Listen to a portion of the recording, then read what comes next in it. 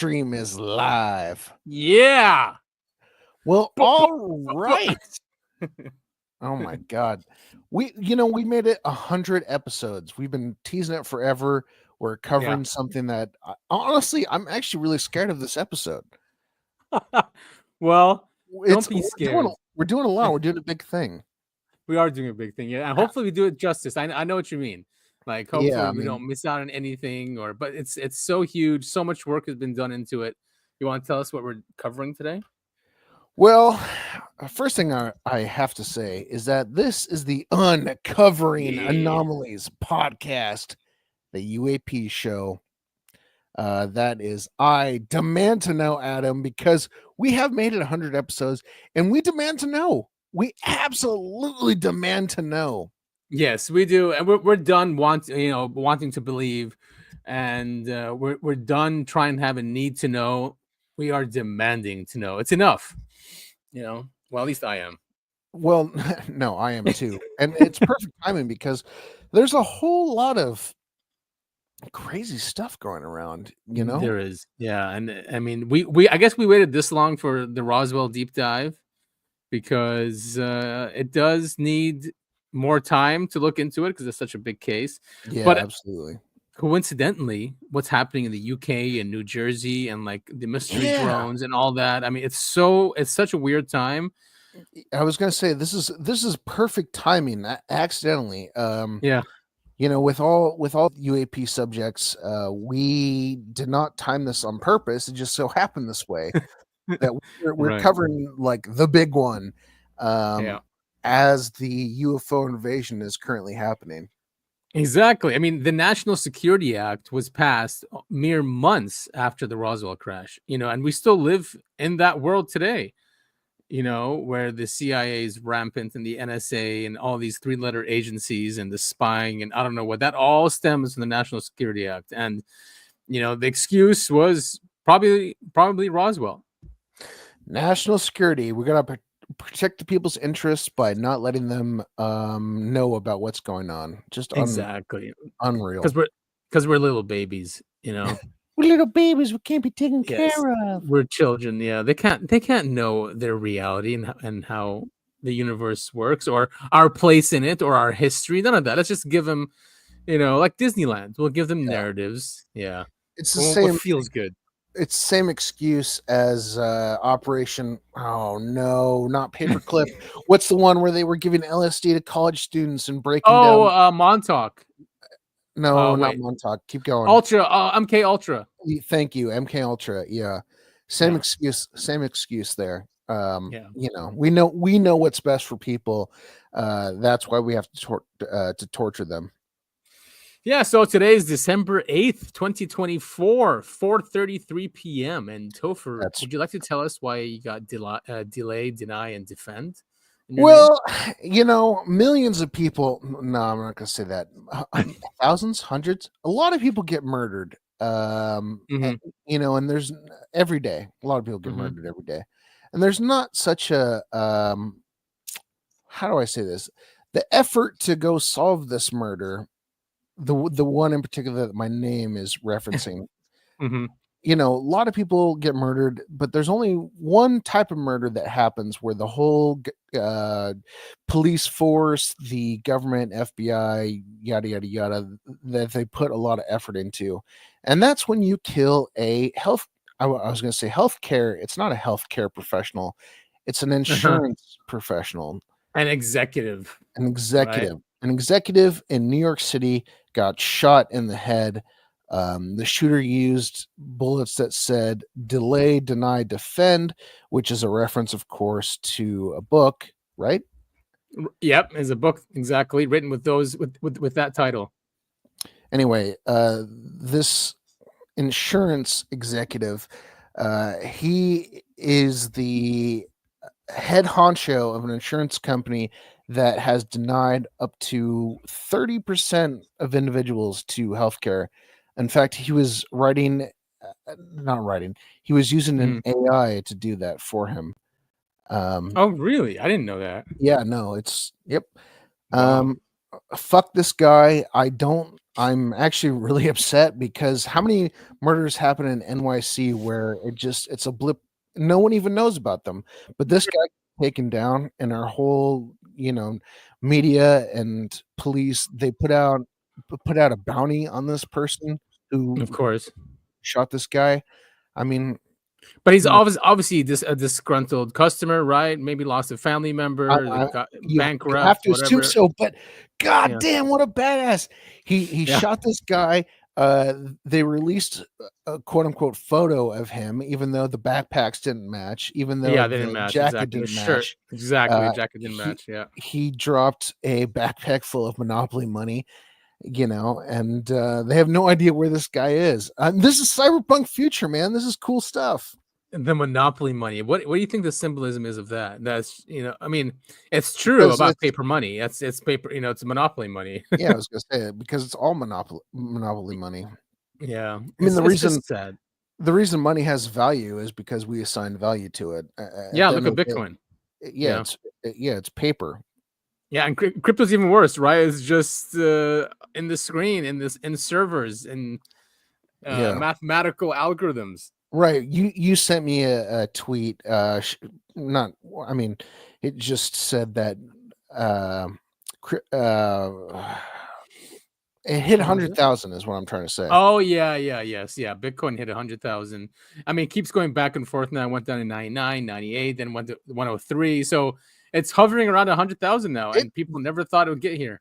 Yeah, I mean, it's crazy. I remember the first time I was hearing about this was when I was in college, and Yeah. everyone was going, "Buy it, buy it, buy it," and I was like, "Oh, Could you imagine? I It don't was know like, anything about crypto," yeah, But if I yeah. You had, wouldn't do anything.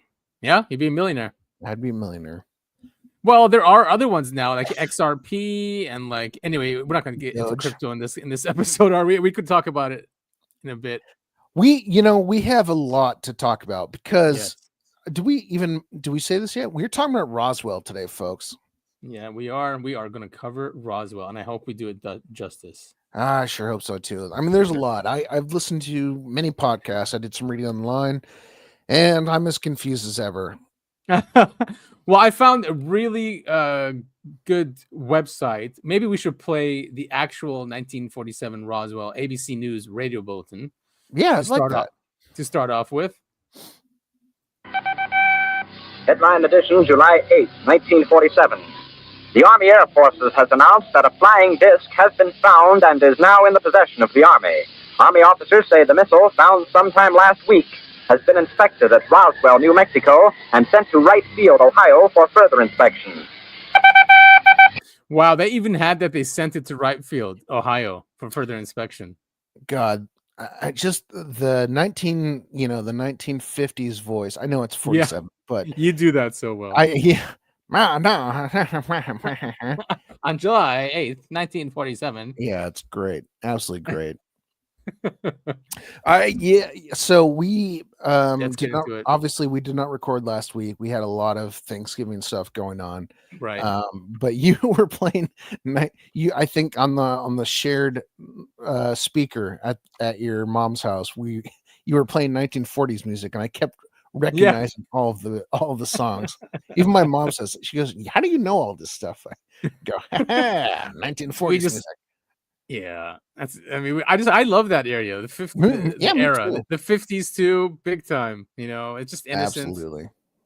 We just got, we won World War II. Everyone was positive. We were going to be a, I guess, positive force in the world. I don't know if that turned out the way we envisioned it.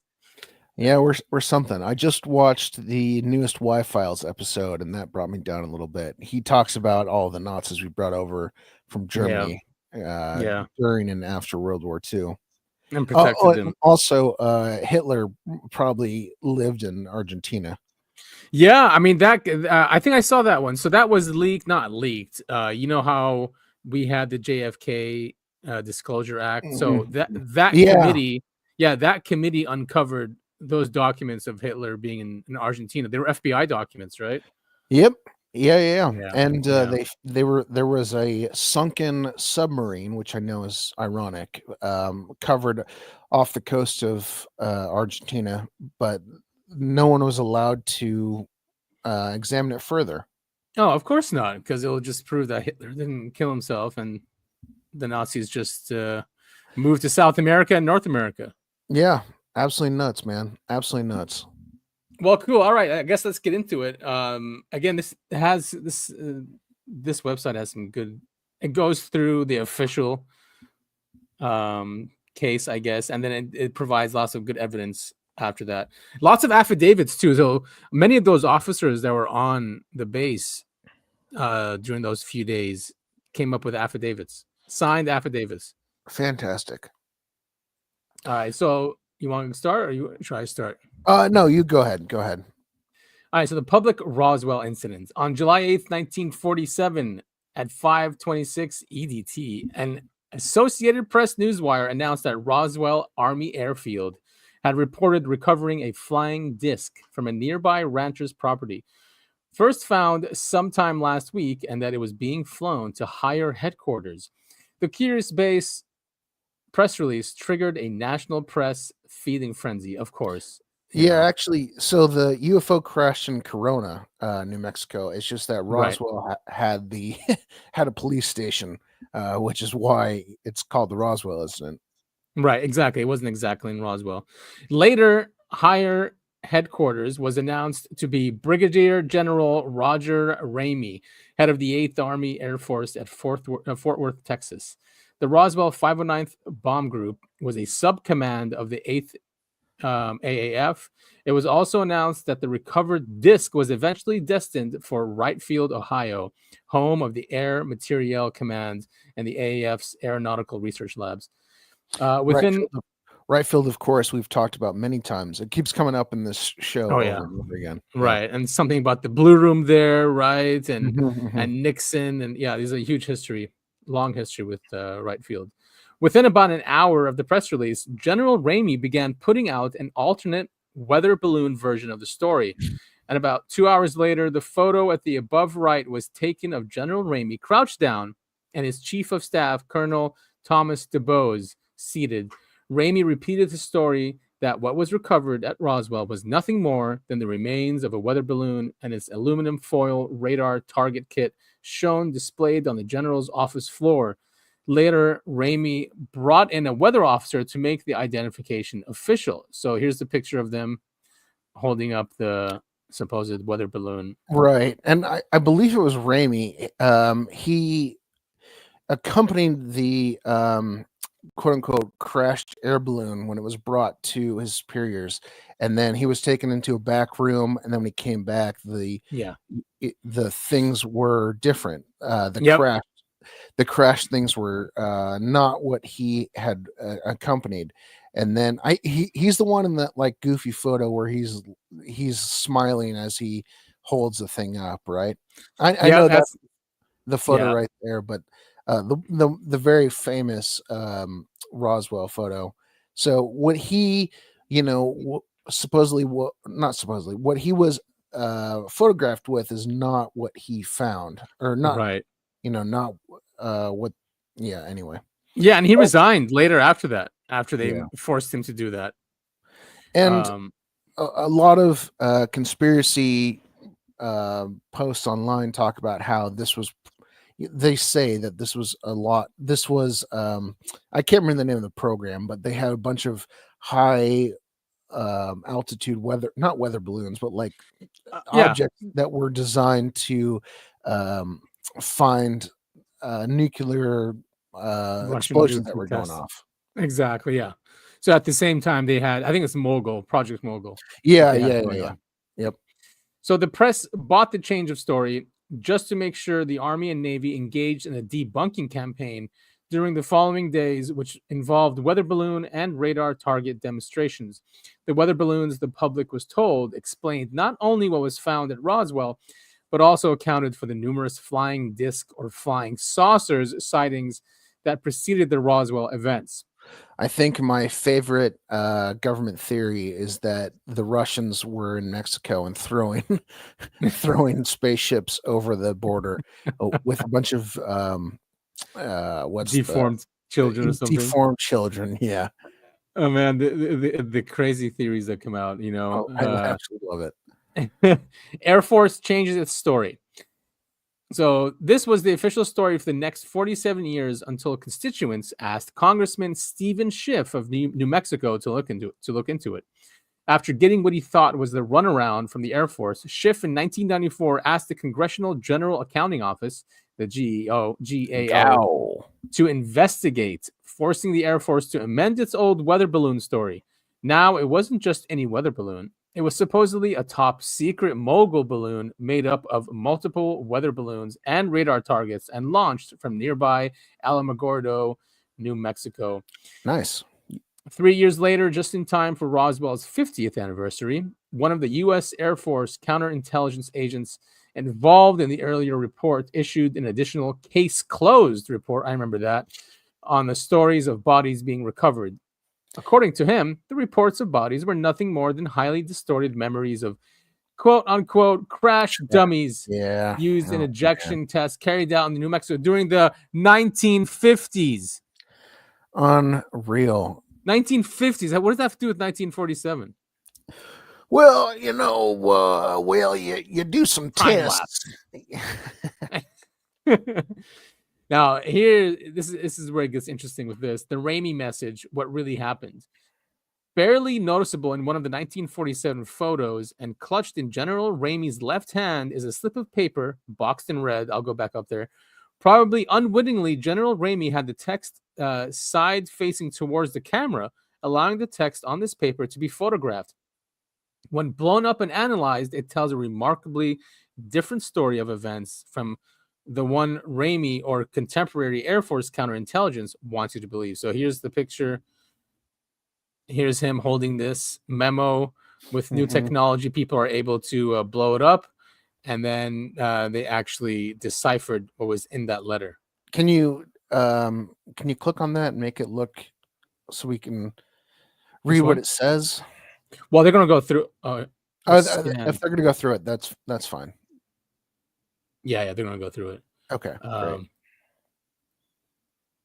me just click here. All right, so Ramey message summary. You want to take this? Sure. The message turns out to be a telegram from General Ramsey to the Pentagon and General Hoyt Vandenberg, the acting AAF chief of staff at the time.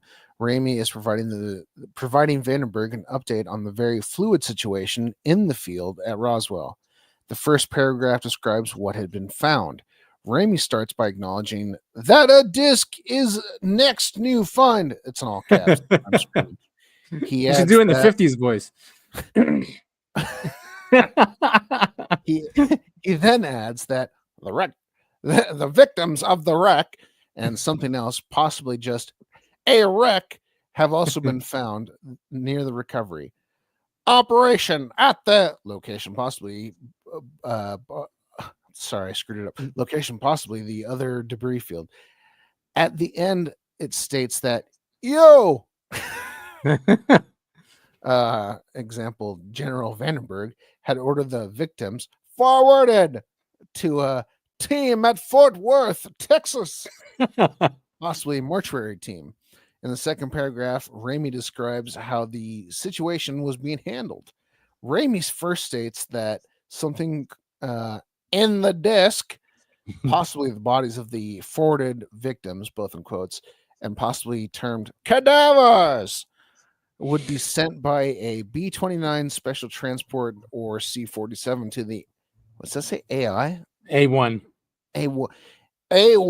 personal director of some special unit, possibly the head flight surgeon at Fort Worth, or maybe a mortuary unit given the context. The bomber SQ at Roswell affirmed leaving something else there, possibly referred to as a patient or survivor of the crash. Wow, that's a lot. Yeah. Finally, Ramey. Finally, Ramey outlines how the situation was being treated publicly and how they were going to cover it up. First, he assures Vandenberg that the earlier highly inflammatory Roswell base press release referred to as the I'm having a Misstate. Yeah, the colors. Yeah. Misstate release of story. Oh, there we go. That's really helpful. Was the work of an Army counterintelligence team, CIC/team, but the next sent out PR press release would be of weather balloons. Of course, balloons. Wow. Ramey finishes with the statement that the weather balloon story might be better accepted if they also added weather balloon radar target demonstrations using other teams or crews. This apparently was the impetus for the national debunking campaign using the devices followed the next few days. Yeah, if I remember correctly, the first news story that came out of this that was issued by the U.S. military was that they had captured a UFO. Right. Exactly. But they of course they backpedaled on that. So they go through an analysis of this letter. Oh boy. Reconstructed July 8th, 1947, General Ramey Roswell message. Ordinary text. It's actually really, really impressive they were able to recreate this. I know, right? Then a closer look at the keywords victims and alternative proposed words remains, finding, and viewing. I wonder if, because this is before LLM and AI. Right. Wonder what they could, a full page reconstruction, 50% resolution. That's crazy. Yeah, paragraph and line by line reconstruction, high resolution. Wow. So wait, what does it say in its entirety? Do they share that here? I know they went through a brief analysis of Ramey message implications. Yeah.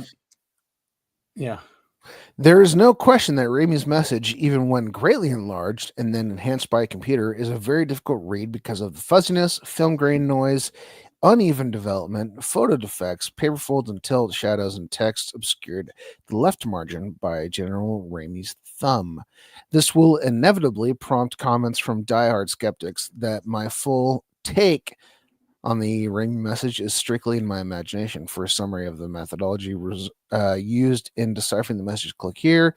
However, there are various keywords and phrases that can be readily seen by anyone, even in the low resolution scans of the message first analyzed in 1999 by a number of people. These keywords and phrases unambiguously prove that there is no truth whatsoever to the various Air Force explanations, be they the 1947 weather balloon story or the Air Force's updated mogul balloon and crash dummies. Yeah, that's the one I've seen most frequently, is the air balloon and crash dummies story. Yeah, I mean, it's such exactly. it's just such horseshit. It's ridiculous, especially the bodies. You were talking about a project that was in the 1950s. I remember having an argument with ChatGPT back in the day about this, and when I pointed that out, they're like, "Oh yeah, you're right." I'm like, "Yeah, you can't say what people saw in the 40s is based on a project in the 50s." Yeah, I'm just so sick of that. It's clearly deformed Russian children. Yeah, clearly. So far and away, the most important word of the entire message is victims on the third line. Victims. Part of phrase, the victims of the wreck. The victims of the wreck.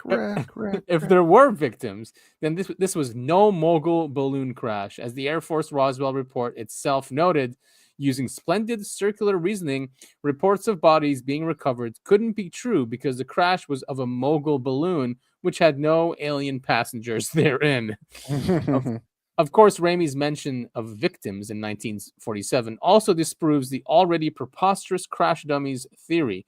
The only way these 1950s crash dummies could be victims is if they also time warped back to 1947. Right.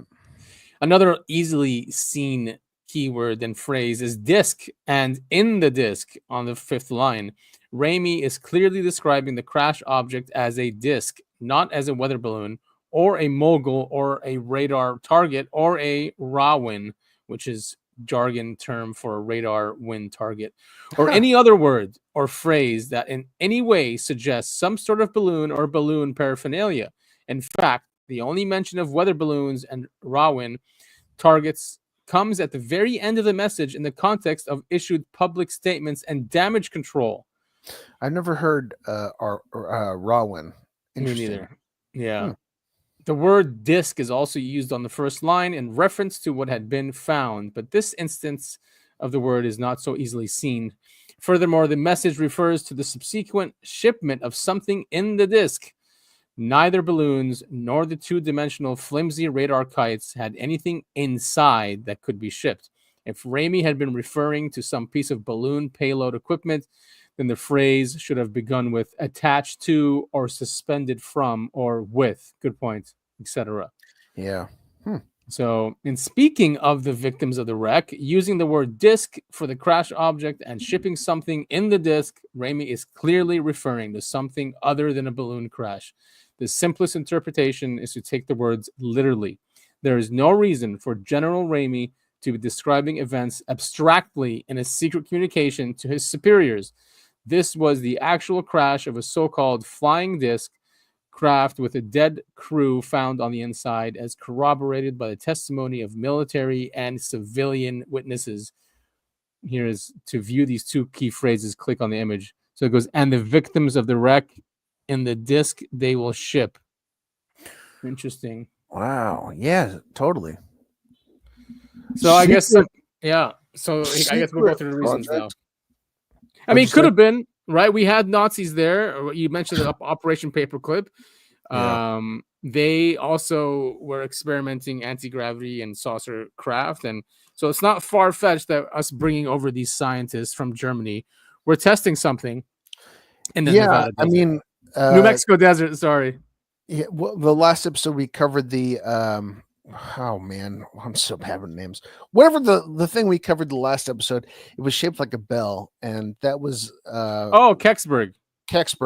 We a lot of people think that was a Nazi experiment that was going on, right?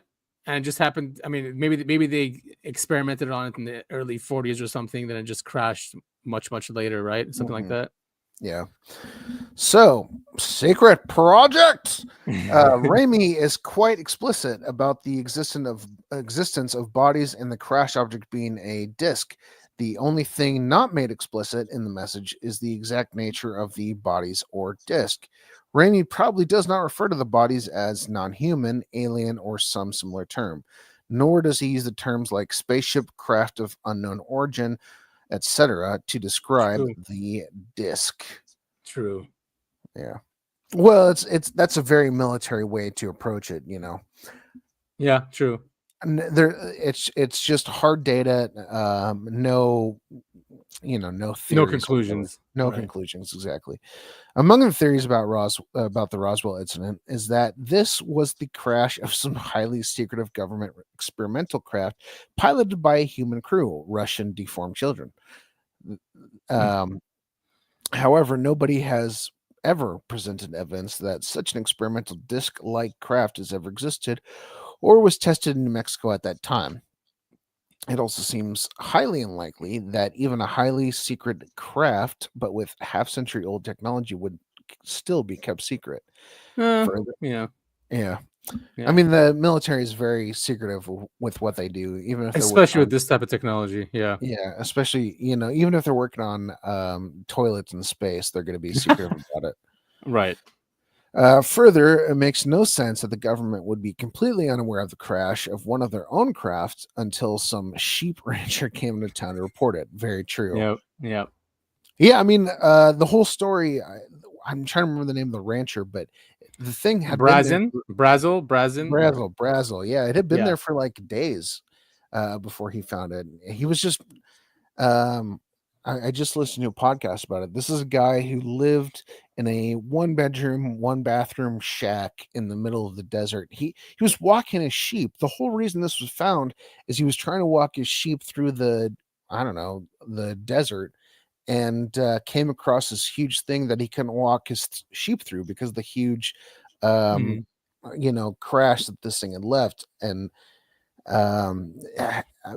that was it's just sorry, I'm blown away by how stupid this whole thing is. This guy came across a crash, and he had to drive the next town over to report it, because Roswell was the only place that had a police station nearby. Anyway, I'll keep reading.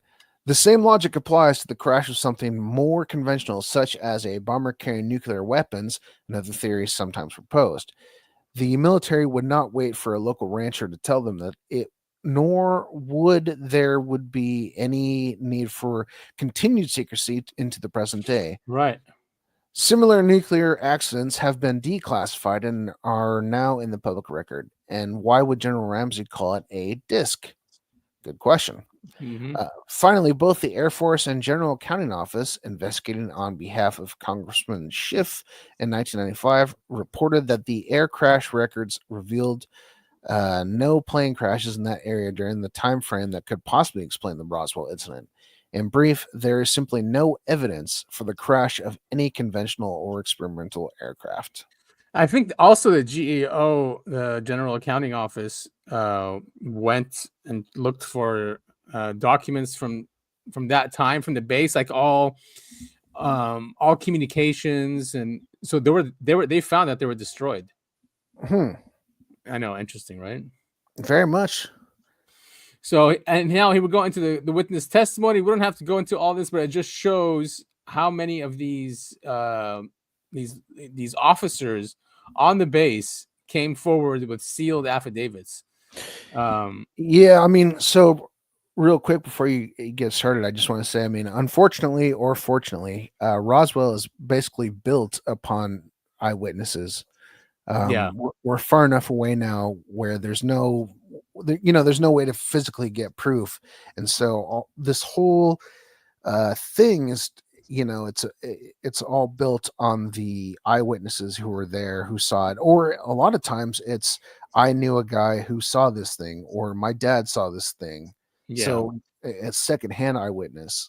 I mean, and we do have documentary evidence of that they're with. So Brazel and those guys, they're on video being interviewed, and he would be a first-hand witness, but there's no hard evidence. It's not like he gave us any of the material. So one of them is Lieutenant Walter Hott, former Roswell base public information officer who issued the base press release. Hott's deathbed sealed affidavit has just been published. This is in 2007. In it, he confesses to seeing the spacecraft and bodies in the base hangar 84P3 and tells us the mysterious press release was General Ramey's idea to divert press and public attention away from the closer and more important craft body site. Also in 2007 was Sergeant Frederick Benthal, Army photographer flown in from Washington, D.C., said he photographed alien bodies in a tent at crash sites and saw large quantities of crash debris being hauled away in trucks. Also, PFC Elias Benjamin, Roswell MP. Private first class. Yep, said he escorted the alien bodies from the heavily guarded base hangar P3 to the base hospital and saw a live one being worked on by doctors, was threatened afterwards if he didn't keep quiet. Yeah, that's always interesting to me when military personnel come forward and said they saw something, especially that last one. He was threatened afterwards if he didn't keep quiet. So I know he didn't keep quiet, right? So this is one of those things where I have to question, like, is this misinformation, or is this someone telling the truth? Yeah, and unfortunately, we don't know. Right. Another one's First Lieutenant Chester P. Barton, a crypto specialist and assigned to an MP unit. Barton said he was ordered to the crash site 45 minutes north of town to check on the cleanup. Saw a football field size burn impact area heavily guarded by MPs, scattered metal debris, was told radiation was at the site. Heard archaeologists had first discovered it, and also heard bodies were taken to base hospital and then to Fort Worth. Because of what he saw, he knew that the balloon explanation was ridiculous and there had been a cover-up. However, Barton was unusual in being a flying saucer crash skeptic, instead thinking that it was maybe a B-29 crash and nuclear accident. That's a weird take. Yeah. Come on, scroll up really quick. Maybe that's misinformation. Yeah, this because he said archaeologists. What the hell is he talking about? Archaeologists? Yeah, I mean, I remember Bob Lazar used to bring that up. That means it's not a recent crash. It's like a crash that happened thousands or millions of years ago. Yeah, and I just mentioned that Bob Lazar mentioned that too, right? He didn't. It felt like they were archaeological digs, the stuff he was working on. Yeah. That might be misinformation for sure. Yeah, definitely a strange one. And then Major Jesse Marcel, that's the one you know, I think. Oh, yeah. So then the intelligence chief at Roswell and the first to investigate sheep rancher Mac Brazel's find, Marcel confirmed in a number of interviews 30 years later that the crash debris had highly anomalous properties and was, quote, not of this earth. Marcel also spoke of Ramey's weather balloon cover-up at Fort Worth. Click on link to Marcel for more information on his service record, which, I mean, he's very famous. He's Unsolved Mysteries just released a new episode. Their updated Roswell episode, because that's what started them off, right? Back in the day. Yeah. And it was all about Marcel. Well, I mean, I don't think we covered it in the article, but I remember, God, I'm thinking of all the interviews I listened to, but someone had found part of the ship, like a little slab of metal. It was like aluminum foil, but they would crumple it up and it would just bounce back to its original shape. Exactly. It was metamaterial, memory material, which we'll also get to too. I mean, Battelle apparently was given the contract to study these metals in the 40s. And there's a document that was released not that long ago. It was declassified. So Bill Brazel Jr., rancher Mac Brazel's son, Bill Brazel independently corroborated many details of Marcel's testimony, including the strange debris, the large elongated debris field, and his father's story of an explosion in the middle of a violent electrical storm.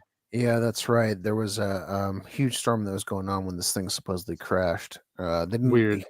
Yeah, Mac Brazel didn't, he didn't link it together until much later. But also, didn't the U.S. government give him a new truck? Who, Brazel? Really? I never heard. That's a first for me. Brazel, or maybe that would make sense. He's the rancher that found it, right? I mean, sorry, I'm probably blending a lot of the things together. But one of the witnesses that came forward, he came out and said, "Oh yeah, nothing happened," but he was driving around with a new truck that supposedly was bought. Because, these aren't people who make a lot of money that can buy new trucks. Very suspicious. Yeah.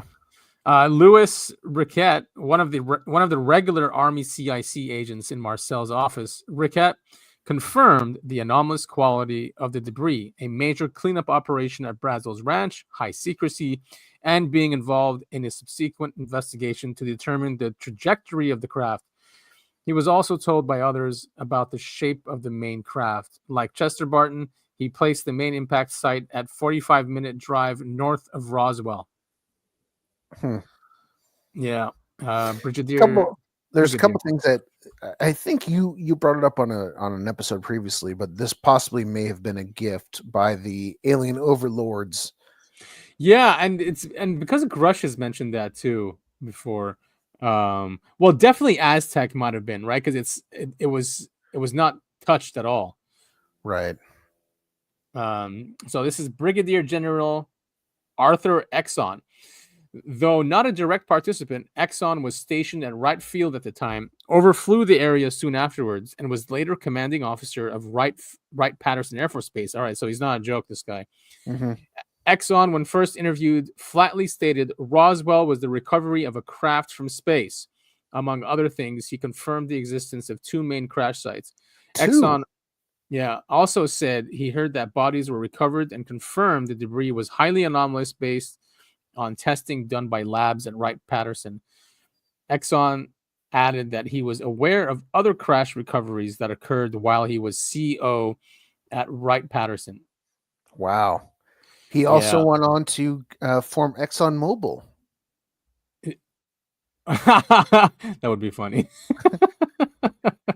I was worried. Wait, those are two X's. Chester Little. I'm going to go with I don't know. Lytle. I like Lytle. Lytle. Okay. The The nuclear engineer.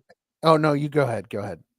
Okay, the nuclear engineer who built the first A-bomb implosion detonator revealed being told by Roswell base commander William Blanchard, a personal friend, that Roswell was an alien spacecraft crash and 4 bodies had been recovered. All were eventually taken to Wright-Patterson for study in a highly secure facility. He personally knew the general in charge. He also learned from other sources who had seen the bodies' results of the autopsies done. Major General Kenner Hertford, head of the Army's Atomic Energy Department, who Lytle said had a UFO sighting with him at Kirtland Air Force Base, was also convinced Roswell was extraterrestrial and bodies were recovered. Yeah, they couldn't figure out if those Russian children were in fact Russian. All this evidence and all these witnesses. I mean, it's a lot of witnesses. Stephen Lovekin served in the White House Army Signal Corps during Eisenhower and Kennedy administrations, 1959 to 61. Although, like Exxon, not a direct participant, Lovekin said he received 1959 Pentagon briefings and being shown a metallic beam. Oh, that's the thing you were talking about. Yeah. Yeah, with symbols from a 1947 New Mexico crash, presumably Roswell, plus being told of either 3 or 5 aliens being recovered, one initially alive. Oh, cool. He also said he was shown very compelling photographic and radar evidence of UFOs. He also testified of the threats against military personnel. Given this information, if they were to publicly reveal it. Finally, he told of Eisenhower's concern over losing control of the situation, with the power falling into the hands of private corporations given access to the materials. Yeah, no kidding. Lovekin is a Disclosure Project witness. Oh. And there's more links here so you can see what he said. Well, too bad, because Stephen Greer just put a paywall on all those videos on YouTube. Of course. Yeah, he recently did that, unfortunately. So all that evidence, you have to pay for it if you want to hear it. The UFO community is plagued with people like this who withhold the truth unless you pay a certain amount. Got to make that money somehow, I guess. It's in my book. Read my book. Yeah. Right? Yeah. You want to take this? Yeah, so Brigadier General Thomas DuBose, General Ramey's chief of staff in 1947, DuBose handled the high-level phone communications between Roswell, Fort Worth, and Washington. DuBose went on record many times about the high secrecy involved, including the matter going directly to the White House, receiving direct orders from Washington to instigate a cover-up, General Ramey's weather balloon cover story, and a highly secret shipment of debris from Roswell to Fort Worth, Washington, and Wright Field. DuBose's damning testimony made him a complete non-entity in the Air Force's 1995 Roswell report, which didn't even bother to identify him in the photos taken of General Ramey with his weather balloon. Crazy. Of course they wouldn't mention him because it doesn't help their case, their cover-up. Right, exactly. Sergeant Robert Slusher and PFC Lloyd Thompson, crew members on a mysterious B-29 flight from Roswell to Fort Worth on July 9th, 1947, transporting a large wooden crate in the bomb bay, surrounded by an armed guard. I guess it's called a bomb bay. That makes sense.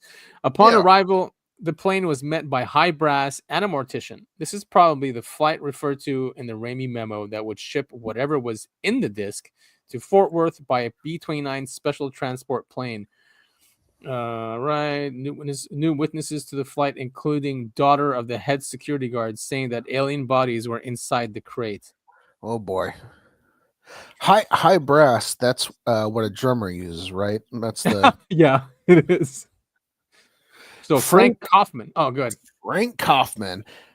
Now this guy, he's pretty wild. Anyway, a highly controversial witness claimed to be one of the exclusive members of the special CIC team, Army Counterintelligence Corps, in charge of the Roswell recovery operation. Nonetheless, some of Kaufman's claims seem to be corroborated by the Ramey message, including the existence of such a team, the recovery of an intact disc with bodies inside about 35 miles north of Roswell Base, and the special team being responsible for the initial Roswell base press release. Kaufman also testified to knowing of a wooden crate guarded in a hangar with the bodies packed inside awaiting shipment. Perhaps the same crate independently described by Slusher and Thompson. However, in light of the Ramey memo that places the finding of the victims and a disc around July 8th, Kaufman's statements about a July 5th recovery date for the craft and bodies is almost undoubtedly false, as was his crash location. Yeah, this guy, he made a lot of claims. He faked documents, according to this. Yeah. They exposed him. So that's the link right there. Shortly before he died, Kaufman changed his craft / body recovery site to a more westerly location, closer to the debris field site. He made up a lot of stuff. What else? Do you remember? What else did he say? Like,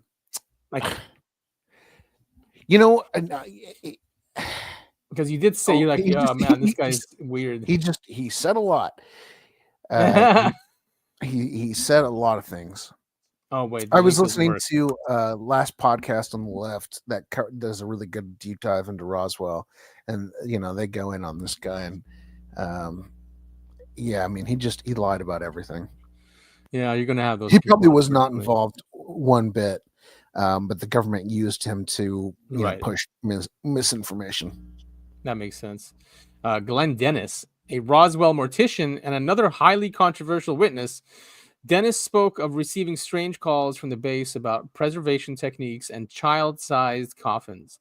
Dennis also claimed to be at the Roswell Base Hospital, seeing unusual debris in the back of an ambulance, including a pod-like object perhaps alluded to in the Ramey message, and being threatened. He also claimed to know a Roswell nurse who assisted in a preliminary autopsy at the base hospital and who described the aliens to him. The nurse subsequently disappeared. Click on the link. Okay, however, attempts to identify the mystery nurse have proven to be a complete failure after Dennis provided a false name. However, I also see some corroborative evidence immediately following Dennis's affidavit, such as David Wagner, a medical technician who remembered the nurse fitting Dennis's description, as did Pete Anaya, who said the pretty nurse he knew and encountered at the base hangar, telling him of the bodies there subsequently disappeared. Roswell Police Chief L.M. Halt stated that Dennis was telling him of calls from the base about small coffins for the aliens only a few days after the crash saucer story broke in the Roswell papers. Similarly, Staff Sergeant Milton Sprouse also said he heard of the coffin call from Dennis, and a medic friend told him of the alien bodies and autopsy at the hospital. The medic and doctors and nurses involved in the autopsy all immediately were transferred, and their fate remained unknown. In addition, other independent witnesses have provided first and second-hand testimony about small bodies being found with details very similar to those provided by Dennis, including Walter Hott, Frederick Benthal, Eli Benjamin, and relatives of Pappy Henderson immediately below. Pappy. That's not a nickname you get anymore. No, you don't hear it very often. Hey, sorry, I don't mean to derail you, but we got comments. There's comments here. Oh, Valiant Thor, what's up? Well, that was a long time ago. And Cult Compound. Nice to see everyone here. Very cool. Hey, guys. I tried to put us on Rumble. It didn't work, so we are exclusively on YouTube. Oh, I didn't put the live stream on Twitter, by the way, because good idea. We don't want that'd be crazy trolls coming in. I have heard the coffin stuff as part of the story where for whatever reason they think hey, there's been a huge crash here, let's put a bunch of children in coffins and transport them. That brings a lot less scrutiny than aliens. Yeah, I mean they're the same size too, right? Supposedly. So, family and friends of Oliver Pappy Henderson. Henderson was one of the senior pilots at Roswell when the first public stories of a Roswell saucer crash began circulating in 1981. Henderson confided to family and friends of being the pilot who flew bodies of the aliens and crash wreckage to right field. He also claimed to have seen the craft and bodies and provided a description of the aliens. And we have the affidavits also linked. Do you want to click on that and see what the aliens looked like? See if that's a quick, easy read. So it opened up this. Oh, wait a minute. Let's see his name. Related testimony and debris. Oh wait, that's the wrong link. Let's try this one. I mean, I have to assume that he's a senior pilot at Roswell with a top secret clearance. Doesn't say, as far as I can tell. This is the same thing you just read. All right, never mind. I was hoping it'd be like, here's what the aliens look like. But you have to assume that they're the same aliens we've been seeing in media for decades. Yeah, right. Short, big heads, big eyes. I don't think these were the Greys, though, right? I think this was species. Oh, did I go out, or is that you? No, you went out. Well, as far as I can tell, but I always assumed the bodies that they recovered were that of the Greys. Yeah. Sergeant Robert, is that an E? Yeah, that's an E. Man, what the hell is with this background? Like Robert E. Smith. Anyway, a member of an air transport unit at Roswell, Smith said he helped load crates filled with debris for transport by C-54s, including one flown by Henderson and his crew. Smith was also among the witnesses to describe the mysterious memory foil. We talked about that earlier, which he said was in the crates. He further described strangers to the base. He further described strangers at the base dressed in plainclothes and flashing ID cards for some unknown project, perhaps part of the CIC team mentioned in the Twining Memo and by Frank Kaufman. Finally, he claimed that the distant cousin of his was with the Secret Service and was there at the base representing President Truman. The same name was also provided by Kaufman. Click on this link for Smith's affidavit. Yeah, so I mean, it just goes on and on, huh? Look, this guy's another staff sergeant. Yeah, there's just so many military personnel who have come out and talked about this, and it's just impossible to know who's telling the truth around. Yeah, and especially if it's like deathbed confessions and signed affidavits, why would you ruin your military career with a lie before you pass away? Mm-hmm. Earl Zimmerman, formerly with the Air Force Counterintelligence, IFOSI, while in Officers Club, heard many rumors about flying saucer crash and of it being investigated under the guise of an airplane crash. Several times observed General Ramey and Charles Lindbergh being at base unannounced in connection with this. Like Robert Smith, spoke of seeing an unknown CIC man being at base. Colonel Blanchard told him it was okay. Later worked with astronomer Dr. Lincoln La Paz and corroborated story of Roswell CIC man Louis Rickett that La Paz investigated Roswell afterwards with the help of the CIC to try to determine object's trajectory. Again, an airplane crash was the cover story. Yeah, well, the government, as we're seeing here, does not do a good job of, covering these stories. No, I mean, look at this. They're saying here they're all signed other affidavits. Yeah. So there are videos we can go to of probably a lot of these people. Hell yeah, brother. Let's check them out. Before that, though, is the Twining Memo that came out. I think what is the date of the Twining Memo? How come there's no date here? This is Washington 25 DC. Is 25 where the White House is or the Pentagon is? I don't know. No clue.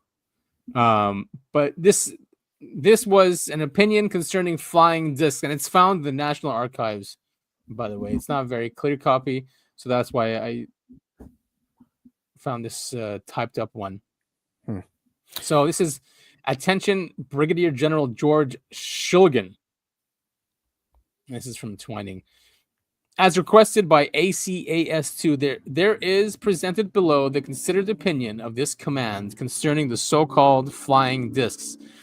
This opinion is based on interrogation report data furnished by ACAS2 and preliminary studies by personnel of T2 and Aircraft Laboratory Engineering Division T3.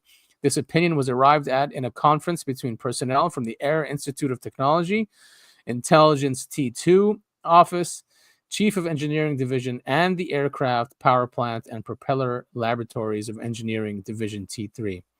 It is the opinion that A, the phenomenon is something real and not visionary or fictitious. B, there are objects probably approximating the shape of a disk of such appreciable size as to appear to be as large as man-made aircraft. There is a possibility that some of the incidents may be caused by natural phenomenon, such as meteors. D, the reported operating characteristics, such as extreme rates of climb, maneuverability, particularly in roll, and motion, which must be considered evasive when sighted or contacted by friendly aircraft and radar, lend belief to the possibility that some of the objects are controlled either manually, automatically, or remotely. The apparent common description is as follows. 1, metallic or light reflecting surface.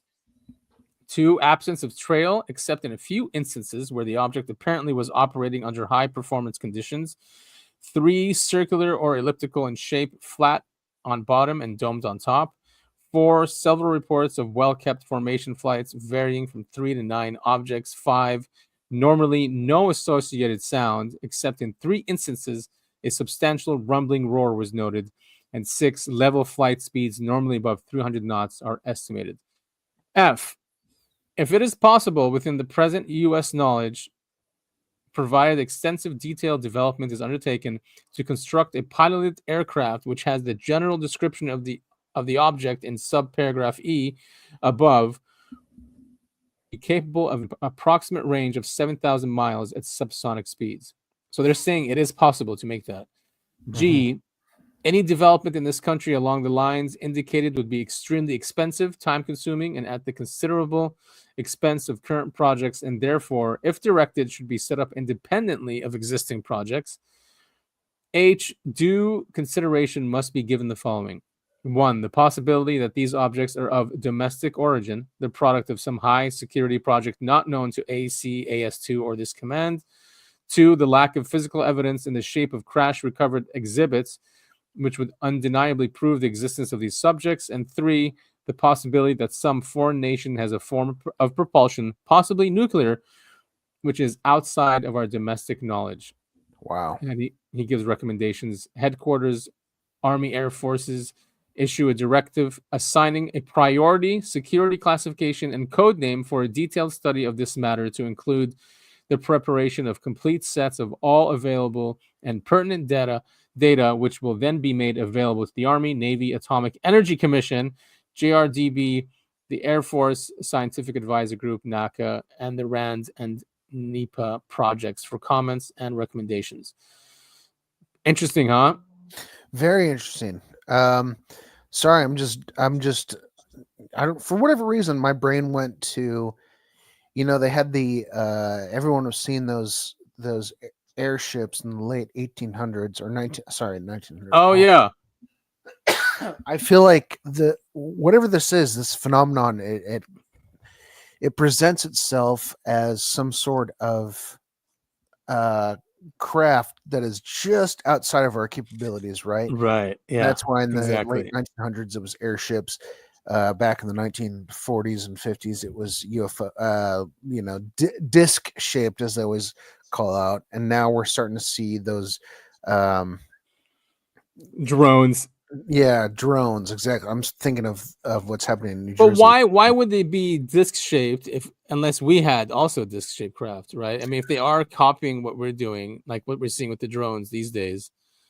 But it's not, it's not copying what we're doing. I see what you're saying. Using technology. It's presenting as what we want to do. Right. In like a few years, like a few decades or something. Yeah, exactly. Yep. Yeah, where did I read that? There was one that it was a leak that said that it will only use material and technology within within 200 years of the current Yeah. civilization, something like that. Yeah, exactly. Yeah. So this is a documentary with a lot of the witnesses, so we can hear from them. I think Brazel's in here, by the way. So it'd be Nice. nice to hear. There he is. Yeah, we can hear from him what he saw. Mac Brazel. Aerial craft crashed on a ranch outside Corona, New Mexico, about 75 miles northwest of Roswell. The debris covered an area of several 100,000 square feet. It was discovered the next morning by the ranch foreman, William W. Mac Brazel. Brazel's son, Bill, described what his father found. According to my dad, there was a bad thunderstorm the night before. The next day, he was out on the ranch and he found this debris.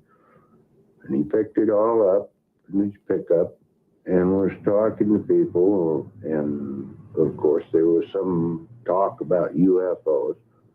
He was going to Roswell.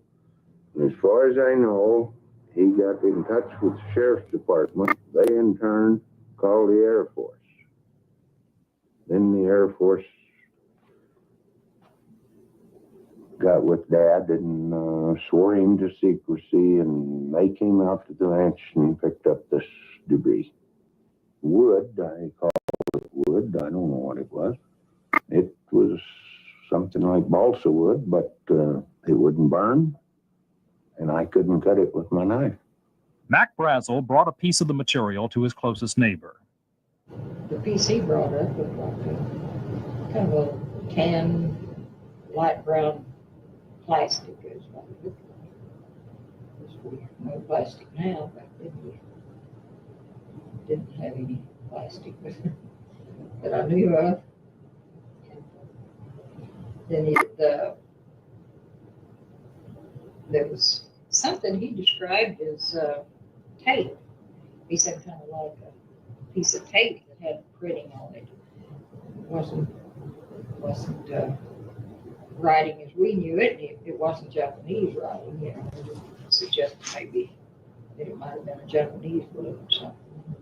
He said the writing wasn't like Japanese writing, but it was, I imagine, more like hieroglyphics or something like that, the way he described it. Brazel brought some of the material. Yeah, see, that was that they found that beam, right? That had that language on it that she said looked like Japanese. So Yeah, that's definitely that rules out a secret project or a secret craft, or Yeah. unless they're playing a LARP. Yeah, I don't know. I mean, I just love that anything that could be possibly foreign, or, and Japanese. not from Earth. They go, it's Japanese. It's from Asia. There's been lots of reports of the occupants looking Asian, right? Yeah, absolutely. Yeah. Maybe it's time traveling Chinese. Oh man, what a bright future we have to look forward to. I know. To the sheriff's office in Roswell. Oh yeah, that's what you said. While there, he spoke by phone with an announcer for KGFL radio. So I got a call from a man who, on the ranch, now, once again, we're going to get into something here. I don't try to go into details about what he said to me or what I believe he said, but he was reporting some wreckage, let's call it wreckage, on his ranch. And he asked me, and he was quite I guess I could say upset. He asked me what to do about it. And I recommended that he talk to all these. After listening to some of the things he was saying, he's saying certain things which I really would ordinarily be very skeptical about. When you work at a radio station or TV station, you get all sorts of calls from people, and some of them maybe a little strange. So I recommended, just generally speaking here, without trying to go into a lot of details, that he go to certain authorities. And I finally got him around to, I suggested that with whatever he was talking to me about, that he contact the Roswell Army Air Force Base. As I said, they're flyers. They'll know what to do about anything that flies. And so that was the first part of how this story gets started. Chavez County Sheriff George Wilcox sent deputies out to the Brazel Ranch to investigate. So you've read about this flying saucer incident in the newspaper. You went and talked to your father about it. Asked him about it, and What did he tell you? and I asked him, "Do you think this is true?"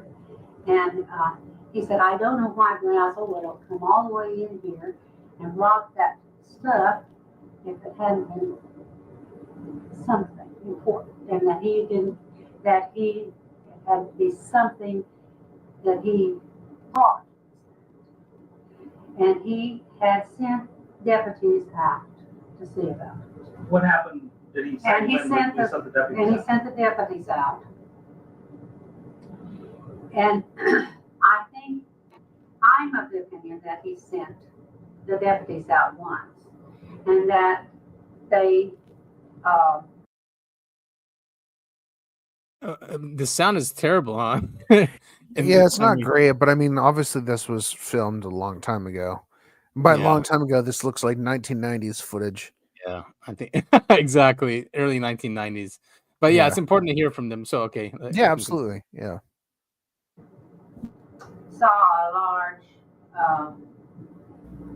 blackened area, the grass, the range land. And that they came back because it was dark. You there? Can you hear me? Yep. Oh, okay. You blanked out, like it didn't look like you were there anymore. Oh, okay. Sorry, And continue. then when they came back, he had to wait till the next day to send them back again to find something else. And when they went back again, the Army had blocked it off and didn't let them in. When we arrived, I noticed that there were jeeps and some people, from the Air Force there. And of course, I went right in with my small child, and my husband Jay went into the office, and he said to my father, "What's going on, George?" And he said, "Well, we've had a man come in saying that there's a flying saucer and bringing a piece of things," and said, "I don't know what it is," and said, "We're investigating it." And he said, "What was it?" And he said, "Well, it looked like a burnt grass out there."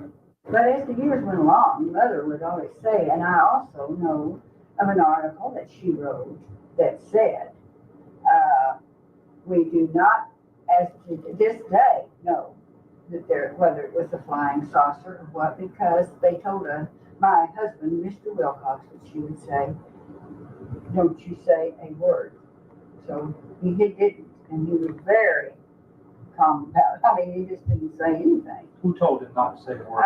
The Air Force did. When they came and picked up the piece or whatever they did, she said they recommended him. That's what the words were in the little article she wrote. However, there was more to the story, according to Sheriff Wilcox's granddaughter. My grandmother was Inez Wilcox, and my grandfather was George Wilcox, who was sheriff in Roswell, New Mexico at the time of the Roswell incident. All right. And you say you lived with your grandmother? Yes, I lived with her. I lived with her one whole year, and I taught at the New Mexico Military Institute, and then I lived with her 3 years, and then off and on.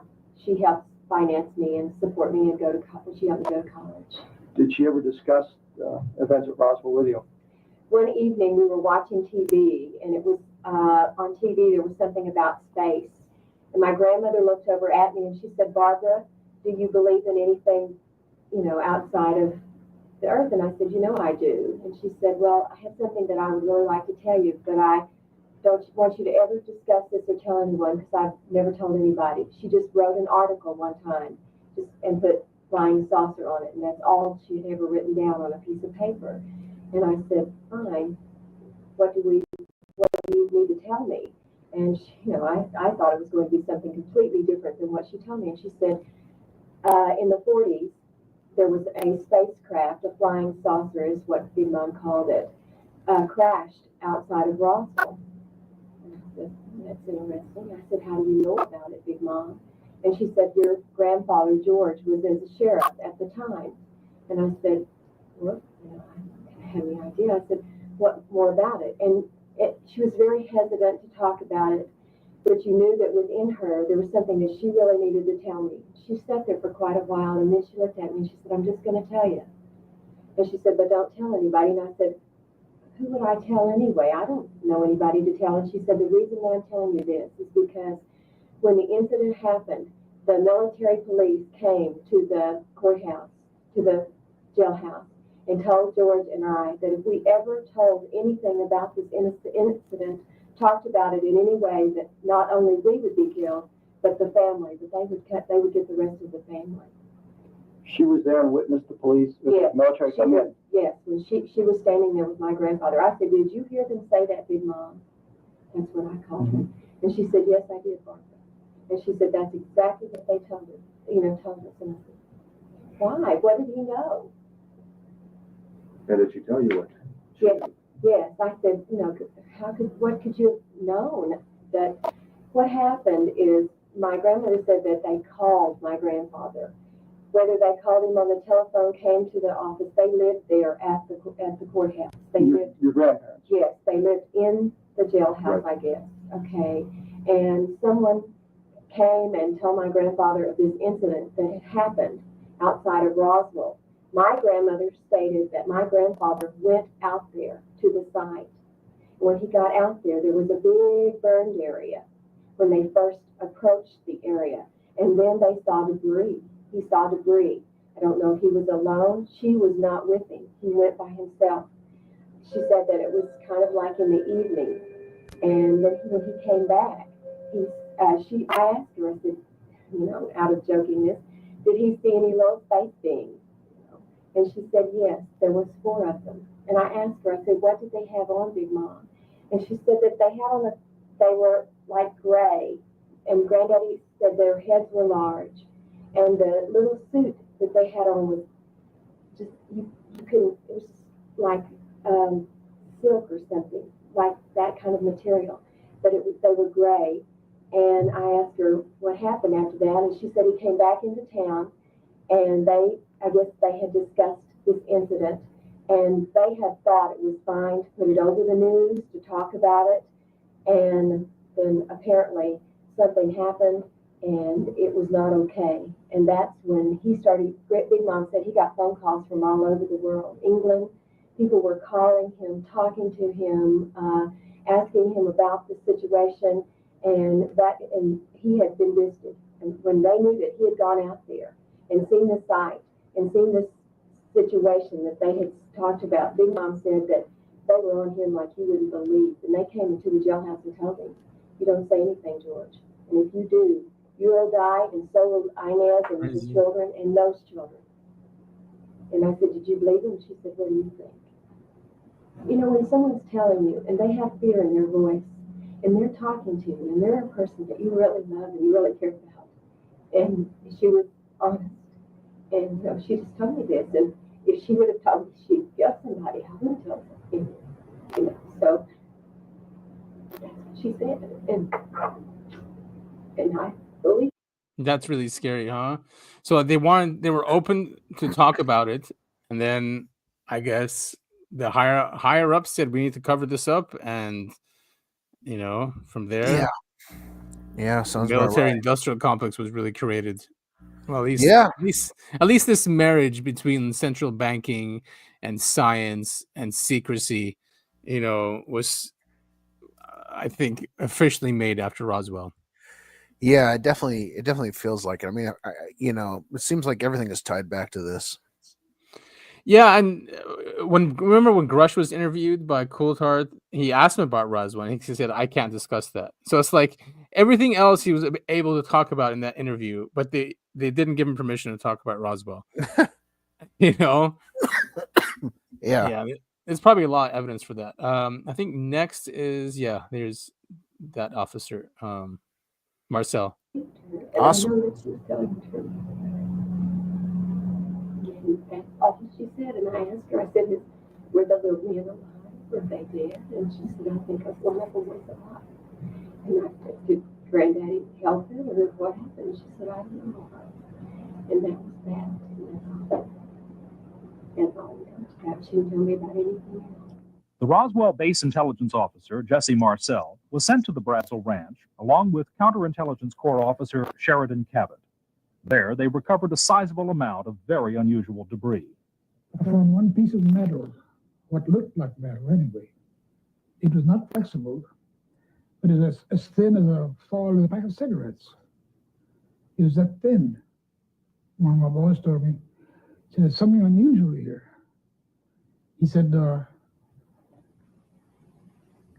I tried to make a dent in this metal. He says, you can't bend it. You can't make a mark on it. He says, I took a sledgehammer and whammed it. I put it on the ground and whammed it. The sledgehammer bounced off of it.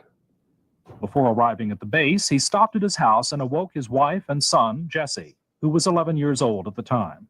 I want to say it was very early hours. It was either very late in the evening or very early in the morning when he came back here. And I had to waken both myself and my mother. And why did he wake you both up? He had something he wanted to show us. This apparently was some debris or something he brought in from the field at that time. And I understand he was on his way to the air base to deliver this, but he felt that this was unusual enough that he wanted us to see it first before he delivered it to its proper destination. And what happened? What happened after he woke you up? Well, he was, as I recall, very excited. And again, he said, I want to show you something. And so I got my house coat on, did my mother. And he had gone out to the car and brought back in some metallic debris. I believe it was in a box. I know, I don't recall whether I walked outside with him or not, but he made it seem like the 1942 Buick we had was loaded with the stuff in the back seat and in the trunk area. At any rate, he brought the material in and spread it on the kitchen floor, and in an effort to try to piece it together like a jigsaw puzzle to get some idea of form of this. But unfortunately, there was too much of it, too finely divided to do that. There was a lot of rather thick foil-like material, kind of not a shiny aluminum, but burnished or a slate gray type of aluminum metal. There was black plastic type debris like bakelite, which was shattered. It was very brittle material. And then there were fragments of what appeared to be I-beams, relatively small, but the typical I-beam type configuration.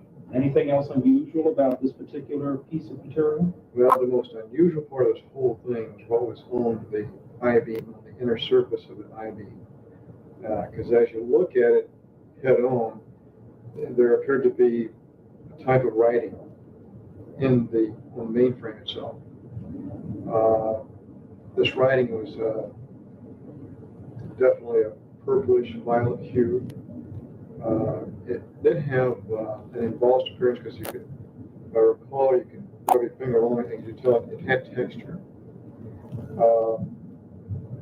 I don't recall seeing any lines or letters of any kind, but it was more like geometric shapes. Or, well, it's hard to describe it.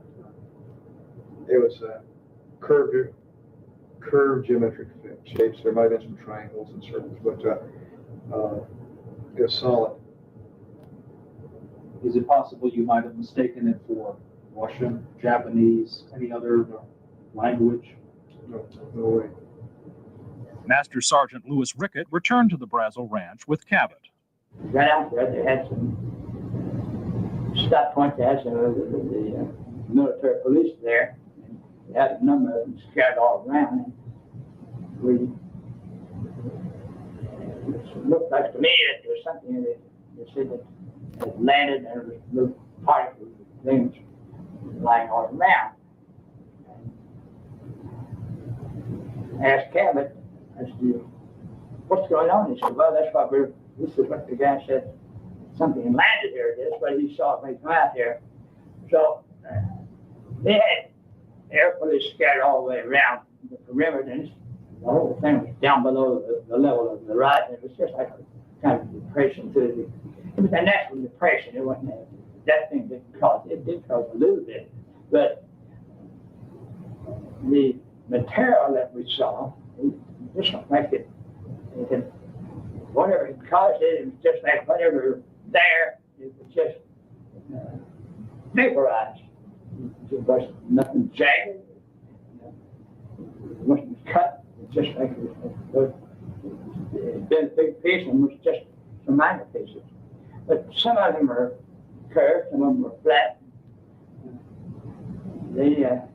I know that I walked around to the other side over the distance and up to where that time it was the military police and the provost marshal's office. And they had kind of a semi-guard out there allowing nobody in or out. And they gathered up that stuff as far as I can remember. And I know that just as it wasn't plywood, just as hard as you could be and just as light as that.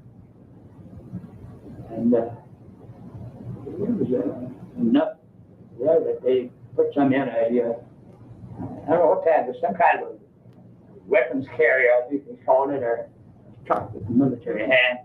And they put it in there and the major took it with him. I know that if I can recall, I think that we had some, and that we had to bust it up. It wasn't a big pack at all. But I know that a plane came in, and I think I knew the pilot, ironically, he looked at me, and I knew him, he knew me, but he just shook his head as though he didn't want me to recognize him.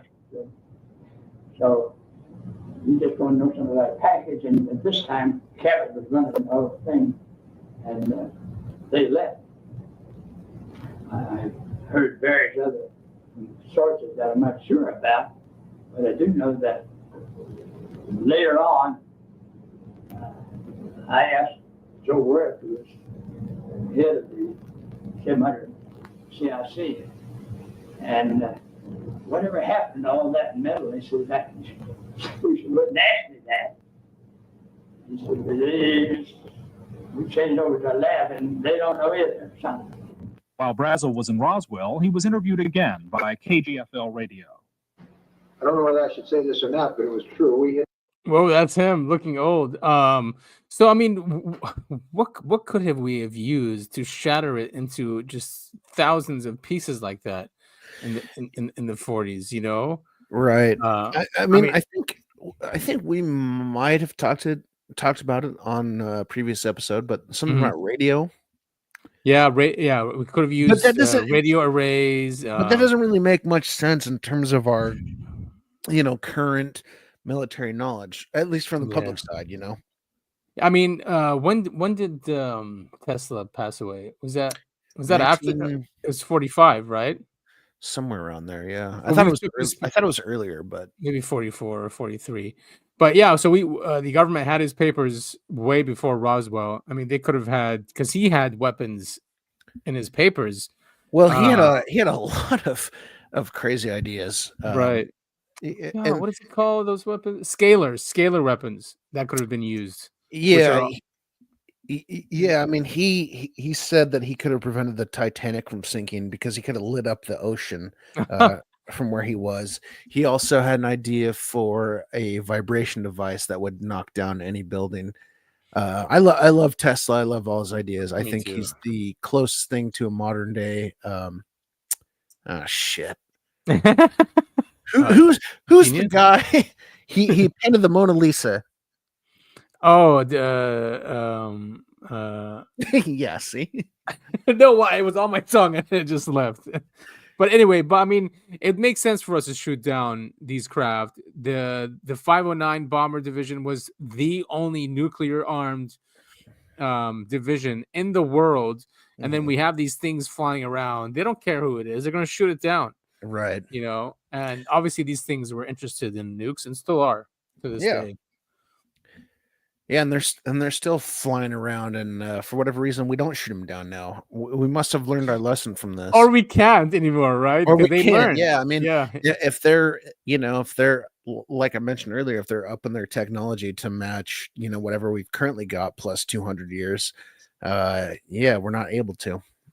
Yeah, so I mean, the viewers and listeners can go and listen to all these witnesses. We're not going to Yeah, go. this is great. Yeah, Yeah, and it's all the old ones. A lot of these were also transferred to the National Archives, so they're on there as well. sweet. Yeah, and in the years since then, stuff has come out like this. This came out in August 2010. Roswell, Battelle, and Memory Metal, the new revelations. So these, like I mentioned at the beginning of the show, there is documents that came out that Battelle was studying metals during this time. That's funny. I thought you said Mattel, like the people who make Barbie. Oh, Battelle. No, Battelle. Recent discoveries confirm the connection between the esteemed Battelle Memorial Institute and the study of extraterrestrial material. This new information helps to substantiate the astonishing truth. In the late 1940s, Battelle was contracted by Wright-Patterson Air Force Base to study quote-unquote memory metal, like the debris that was found at the site of a crashed UFO at Roswell, New Mexico. This was first detailed in a widely read series of articles available from this site's article archive. This site is ufoexplorations.com. Great website. And they link to that. Where is the document? So, new findings that help to corroborate the Battelle analysis of ET debris are provided in telling interviews with those who directly knew the involved Battelle scientists. Additional clues are uncovered by a careful examination of the two previously missing Battelle progress reports in the late 1940s on novel metal systems that were finally uncovered through FOIA. Other findings are made by an investigation of Battelle's executive director at the time of the Roswell crash and on Battelle's continuing work on memory metal. Now, memory metal, if we are to, I guess, traverse space and do faster than speed travel or anti-gravity, any of that, we need metamaterials and memory metal as well. So, it makes sense that this type of metal is used. Yeah, definitely. And I think Lockheed, maybe in 2021 or 2022, released a video. Oh man, I should have that skewed up actually. That showed, I bet you that stuff is from Roswell. Wait, let me go on YouTube quickly. But they have, there was a commercial that they came out showing this metamaterial, how it can react, like how the entire thing reacts. Yeah, I mean, this stuff would be revolutionary. God, am I misremembering this, or is this from a movie or something? But like the guys who recovered the what's it, metal, metamir, whatever. Here it is. Yeah. Didn't they like try and boil it, and try and heat it, and then cool it, and for whatever reason, like they couldn't do anything to this stuff. And like I mentioned earlier, like they crumpled it up and then it bounced back into what its original form was. Can you see this? Oh yeah. Yeah. Here it is. Yeah. All right. So here, I think this is the ad from Lockheed Martin. The carbon tubes to make conductive structure so that information doesn't flow through a wire next to a structure, but there it is. Look at that. Through the structure. Wow. We'll be able to grow or make a structure, let's say, is the skin of an aircraft. That inside of that is also contained the sensors or the energy storage or many different multiple functions. New materials that are on the lab bench right now, they can literally change shape on command. They can become almost a muscular material. We could have an air. So either the Roswell crash was a time travel machine from the 2020s that crashed at Roswell, or it was an HI, and we've been reverse engineering it since then. Yeah, I mean it's super interesting. I'm thinking about it now, and it definitely feels like a. All right, let me hit you with this theory. future humans. They look like, aliens or grays or whatever. Yeah. And they realize that our path forward is not, going to get them where they need to be for whatever, notion that they have. And they send themselves back in time. They crash. And then we, reverse manufacture all the stuff that's on that ship. And that was the plan the whole time, right? Yep, exactly. And we've talked about that on our show in the show as well, is that, well, if they need to communicate with us, or they want to have a relationship with us, they need to bring us up to their level. So why not crash technology, and then it will be easier to control as well, because it's their technology. Right, but the whole theory is that it's not it's just us in the future. Us, yeah, right. So we're in a time loop. I mean, Giorgiani talks about that as well, where this is future humans coming back doing that, and we're in some kind of time loop where it's because they came back and seeded the technology, what makes them more advanced in the future. But yeah, I mean, here's Lockheed Martin just saying it's just a few years ago. Airplane that optimizes its shape for the different flight conditions it's in. There's definitely a lot of amazing technology that's going on. The Lockheed Samurai, based on a small maple seed-like looking device. The fact that we can package enough energy for something like that to fly and still carry a sensor, a camera, enough control capability for it to fly is amazing to me.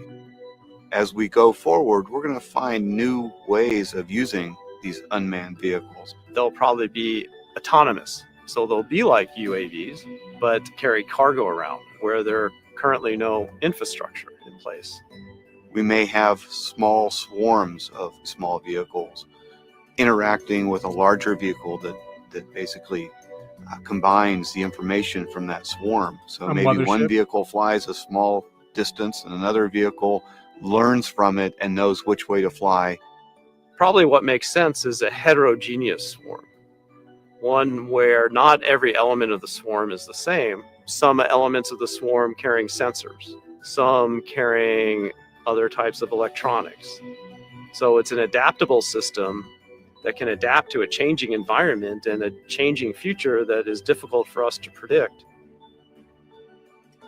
The true value of research is not in the answer you get that you knew you were looking for, but the answer that you find that you didn't know to look for.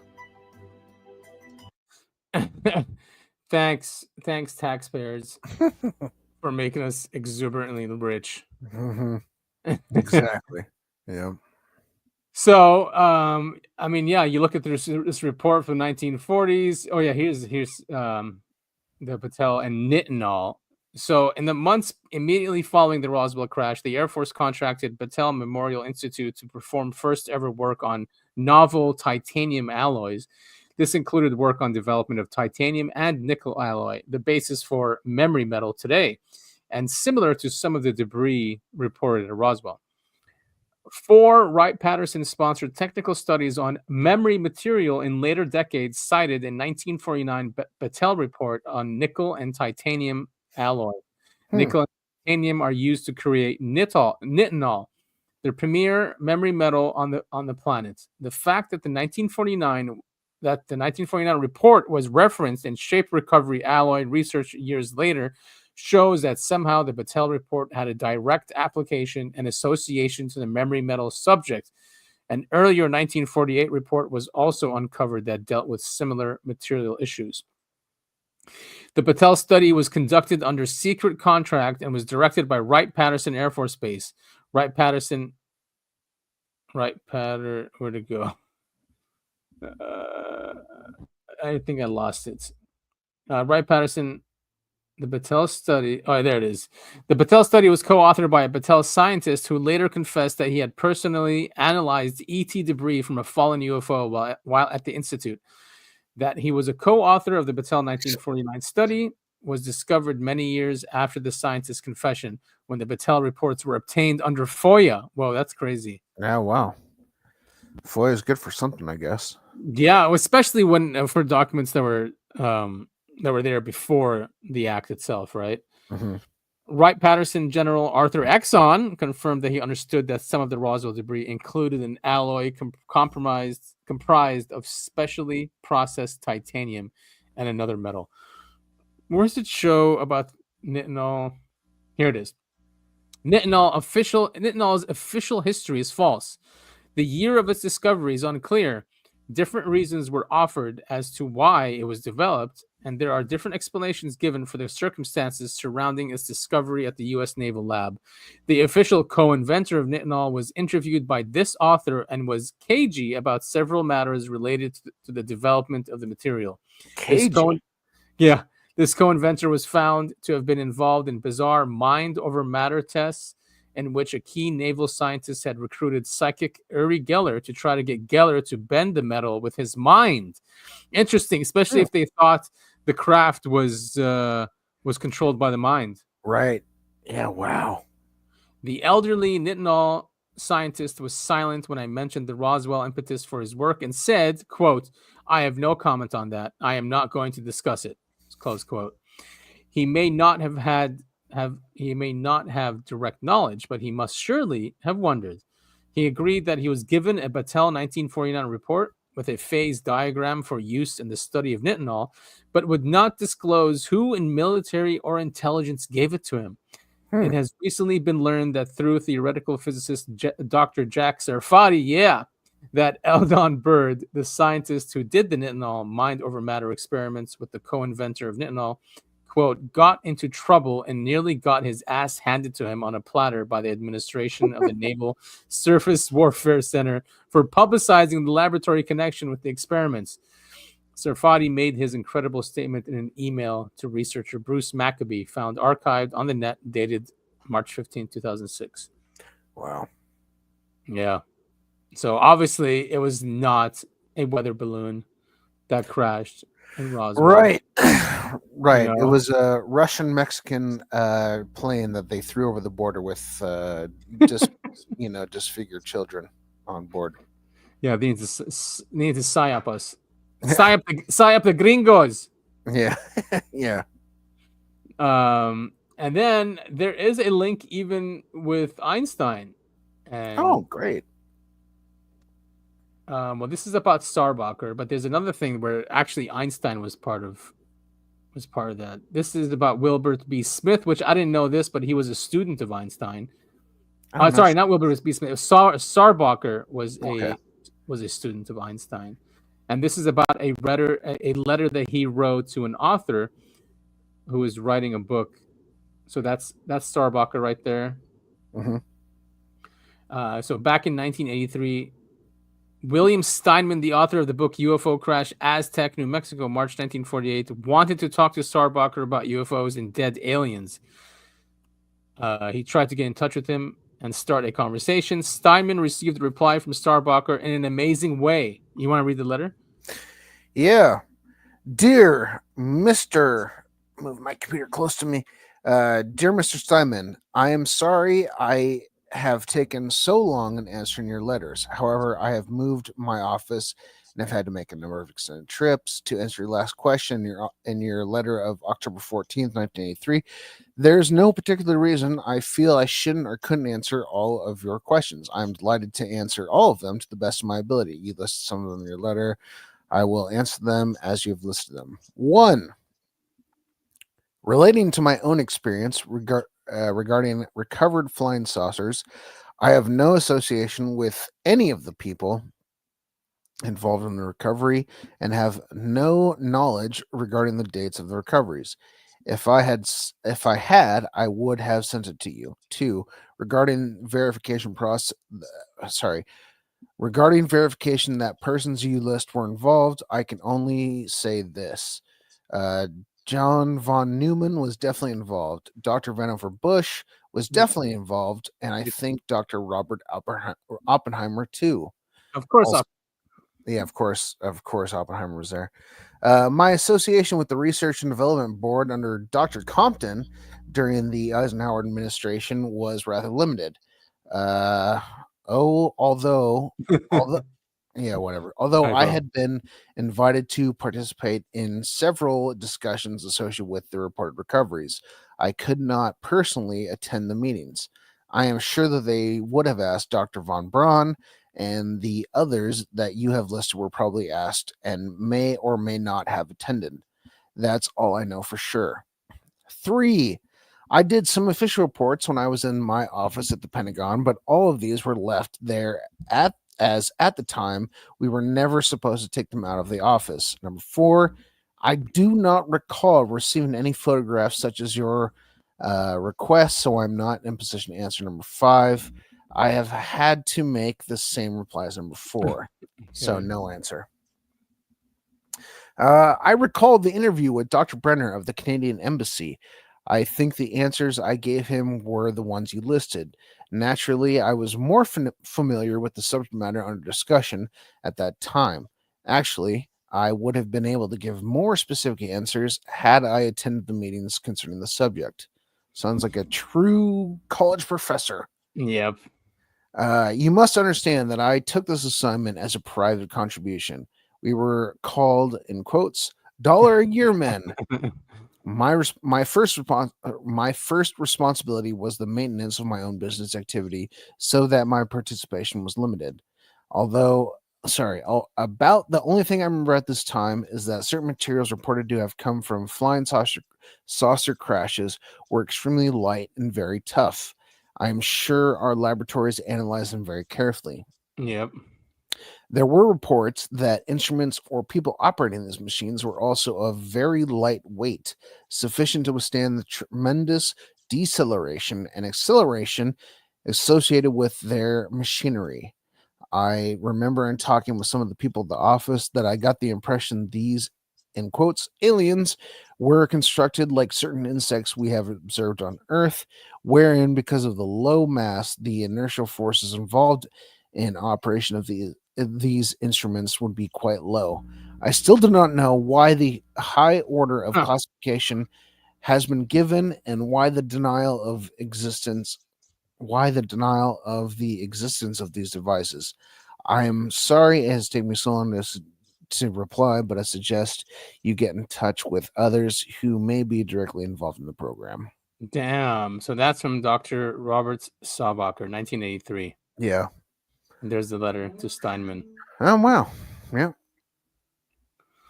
Yeah, Saubacher Jr. said of his father, he knew that they were real for the obvious reasons that they would be going 600 miles per hour and then make a direct 90-degree turn in midair without slowing down, separated from all inertia and gravity.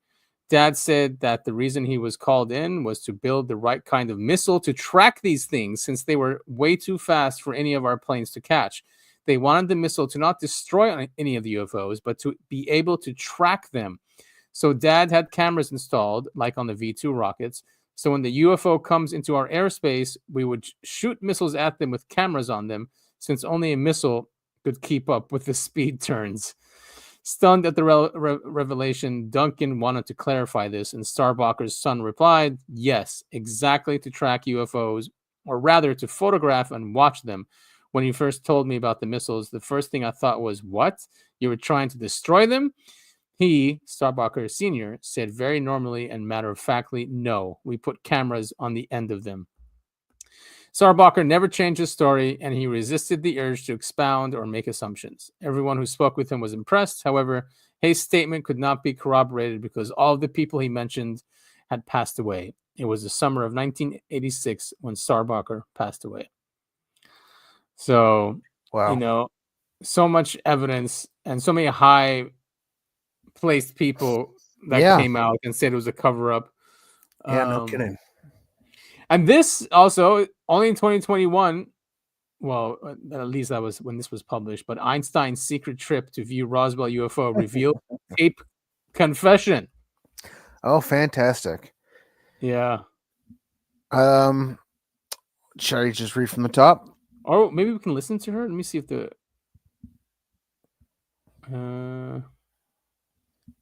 writes Roswell story. I thought I saw. Oh, here they are. The telling tape. Oh, perfect. But they're like 10 minutes and 8 minutes. Maybe we can do it. All right. So this is part 1. Let's see what Shirley writes. This is the assistant of Einstein. Fantastic.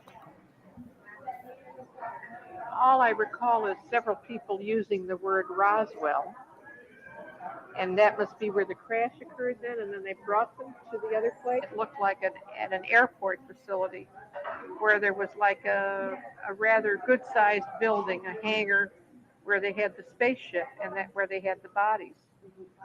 Was it an intact ship? No, it was badly damaged. Was there anything written on the ship? No, not anything I saw. No. Not by the time I saw it. Can you describe what it looked like? Did you touch the? Yeah, they didn't let me do that, but the other people were permitted to do that because they were very curious about knowing what kind of materials they were. The body of the ship was the body of the ship was what I would call today rather a reflective material, but when you looked at it and you were close to it, it was rather dull. So it had to be energetically reflective or translucent or glowing. And it was disc shaped, and it was not too high. It was sort of concave, you know. How big was it? Oh, gee, let me see. It was, I'm very bad at large room, and it was easily 1/4 the size of the room it was in. Were you able to go inside? No, I wanted to, but the others did go inside. Yeah, they went inside. I was not permitted to do that. Not being one of the upper Northern. I was just one of the gophers, you know, going for this, going for that. You know, I was nobody. But they went inside. They also wanted to see the method of propulsion. They were interested to see. They wanted to see if they had any other types of control devices or communication devices, or what kind of even things they had for the journey. In other words, if they had come such a long distance, how were they able to do that, and so forth. You know, what you and I would call food or respiratory gases. You know, what did they use? They were very interested in identifying that. Did it look like in? Some of them told me, yes, and it's very much, oddly, like a lot of science fiction movies today. A lot of equipment, very trim, all along the perimeter. Things that would come up from the floor automatically, pods that would come out, things like that. Can you tell us a little bit about the beings and communicated empathic? What kind of information was given? Did they ask you anything, and did you ask them anything? It was both ways. We asked them several questions, and they asked us several questions. Not myself individually, or me particularly, but the people I was with. They wanted to know. They wanted to know how long we lived. They wanted to know if there were some conditions that terminated what we call, quote unquote, our life. In other words, what you and I would consider diseases or stresses on our body to terminate our life.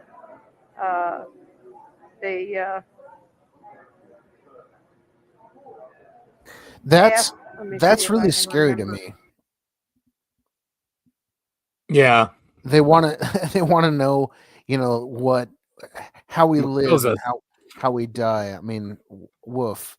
It kind of sounds like you know, a reconnaissance mission, right? Yeah, very much so. Yeah.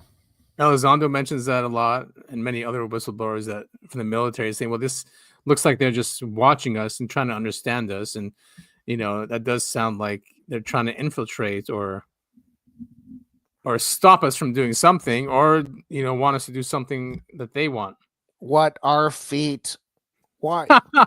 What Why are there are so many? toes? Why are there so many pornographic sites that are about feet? Yeah, and all that traffic and Yeah. is watching that. But I mean, they're saying here she didn't take any money. She didn't seek. She did not seek money, and she did not seek fame. And her story being told fully on here and now after her death. So they waited after she died to play these Yeah. interviews. Wow. But of course, you're gonna ask Einstein to come. You Yeah, know, of course. yeah, and then we've read the memo that Oppenheimer and Einstein wrote together about ET. I think they were just talking about the law. How would we treat them within the law of other Yeah. if we had contact with other species. So, I don't know. I Roswell for me is not a case where it could be Russia or Yeah. Germany or us, or it's just there's just too many witnesses out there. The cover up, the whole thing with the National Security Act. Why to this day? Oh, and with Lockheed Martin having that ad from I think last year or 2 years ago about metamaterials and stuff that looks like Roswell. The Patel metal analysis also for the 1940s. It all points to is like Roswell is like the Rosetta Stone. You look at is it B-52 or those bombers. Yeah. No, Yeah, they I just look like them. I completely agree with you. Obviously, it was something much. I mean, just based on the evidence that we've covered here on the show, it obviously was something more than an air balloon, weather balloon. It's clear that something crashed there, and yeah, we've been using that crash to create all of our new technology for sure. Yeah.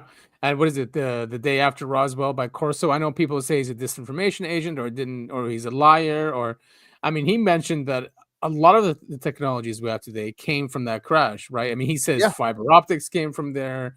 Yeah, I absolutely believe it. I mean, you look at the United States from the 40s to the 60s through the 80s, to now. We've grown, and I don't mean grown like size wise. I just mean we've grown technology wise exponentially.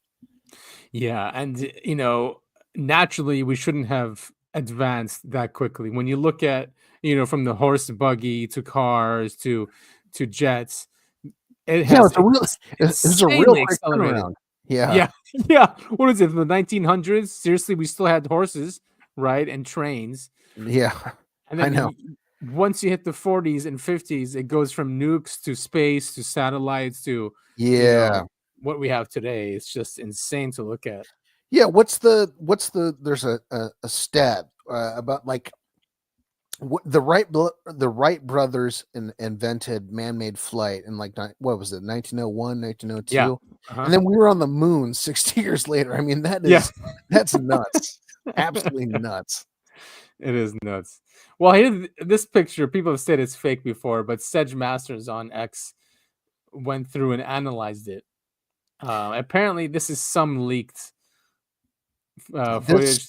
What was that show you recommended it along, like, I don't know, 6-7 episodes ago? Oh, it was created by Spielberg. It's on YouTube. By Spielberg? I think it was Spielberg. It doesn't. Yeah, it doesn't matter. There's, I think it's the first episode. Like two sons and their dad are hiking in the woods, and they come across this thing lying there, and it looks just like this. Oh, okay.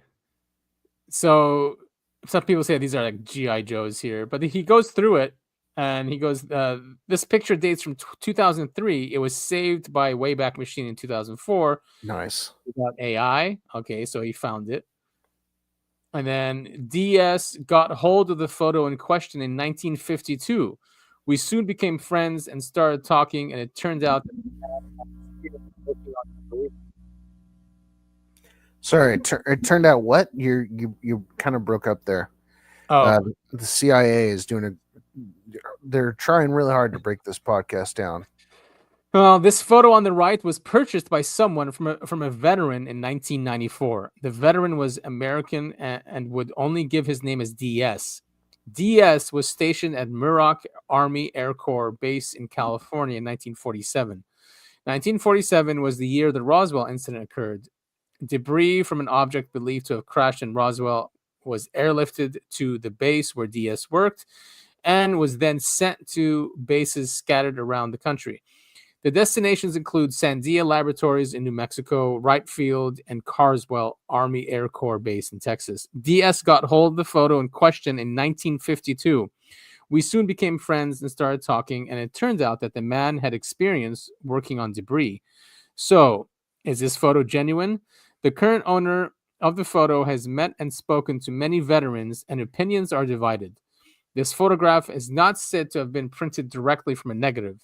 The existence of the item itself is also questionable. Therefore, at this point in time, it is impossible to determine whether it is genuine or fake. The U.S. veteran who sold the photo apparently has the original print, but has no intention of lending it out. Regardless of the authenticity of the photograph, the scene itself appears to be real. By examining the photograph in detail, it may be impossible. All right, so he goes through here. This site matches one from Roswell. The photos below are from the debris field nearest Roswell, designated by the city as the crash site, and they match the photo. Here he shows the ridge line. This site was featured in the documentary The Roswell Incident. There's no doubt that the picture is from the real site. I don't know. I mean, I think that it looks like a, we talked about it so much. A disc. It doesn't look so big though. Yeah, a disc. But it doesn't look damaged at all, and neither does the crash, quote unquote, crash site around it. Right. The people who appear seem to have some kind of anti-radiation suit, curiously resembling the asbestos suit of 1950. The shape of the craft in the photo, manta ray, matches Corso's description in his book of the day after Roswell. He said the craft is manta ray or delta shaped with wings. And we've covered that before, of how that one guy for the movie Roswell, all the research he did. Yeah. So strange that it matches up with the actual site. Yeah, I mean it's yeah, look at that. Wow. Yeah, these ones. Also, Richard Geldrick, he does a lot of newspaper searching, right? So here, on the day before Roswell, cameras are fitted to P-51 planes in Portland in an attempt to spot UAPs flying over 44 states, Canada, and Mexico. And here's the newspaper article. Oh, wow. Yeah, look at that. Movie camera being fitted into a P-51 fighter plane. And there was so many just reports out there. And then they started seeding the whole balloon story. Right. Of course. Yeah. So, I mean, we've been doing this for 2 hours. I know. It didn't feel like it, huh? No, it certainly didn't. Roswell is a huge topic. I can't remember if I mentioned it. I was really scared to cover this subject. I mean, you and I have our beliefs on this topic. It's there's just so much information. It's so hard to cover. And especially this one. I think you need at least 3 or 4 episodes. Yeah, definitely. To really go through everything. Yep. But yeah, that's what we have for Roswell. Well, all right. Episode 100. What do you think? Yeah, baby. What do I think? I think that a UFO crashed in New Mexico, and we've been, and by we I mean the U.S. government has been using it to further their agenda. Yeah, exactly, and take control of the world, and we're seeing it happen. Since then we've been, we did the Cold War, got rid of Russia, and slowly we've been, taking over the world because we have the most advanced technology. Although China looks like China might be catching up if that's what's really going on. Yeah. I mean, I don't know. I'm cautious about China, but I don't think that they're catching up. I mean, unfortunately, the people in charge over there, they're doing the communist thing, which means the people up top get to live in glory. They get to do all the cool things, whereas the working people, they get shit on. Yeah, agreed. It's not all that much different from the U.S. We have a slightly more freedom over here. Just slightly. Just slightly. And I hope all of those insurance companies who keep denying claims for really sick people, I hope their leaders get shot in the head in New York City because they keep delaying and denying and defending their decisions. Yeah, well, that's what happens, right? Well, only in America. That shit wouldn't fly in China. No, but China also puts bankers in jail. We don't do that here. Well, no, they don't put their bankers in jail. They put their billionaires in jail. And their billionaires. That's right. Yeah. And then no one hears from them ever again. You know what though? Like, I'm not gonna. U.S. is kind of in trouble too, because I mean, look how much work they're putting into catching that guy who shot that asshole piece of shit. Oh, sorry, healthcare in quotes CEO in the head. Yeah. I mean, that's who we represent. I'm having a problem with StreamYard, so I don't know can you see this?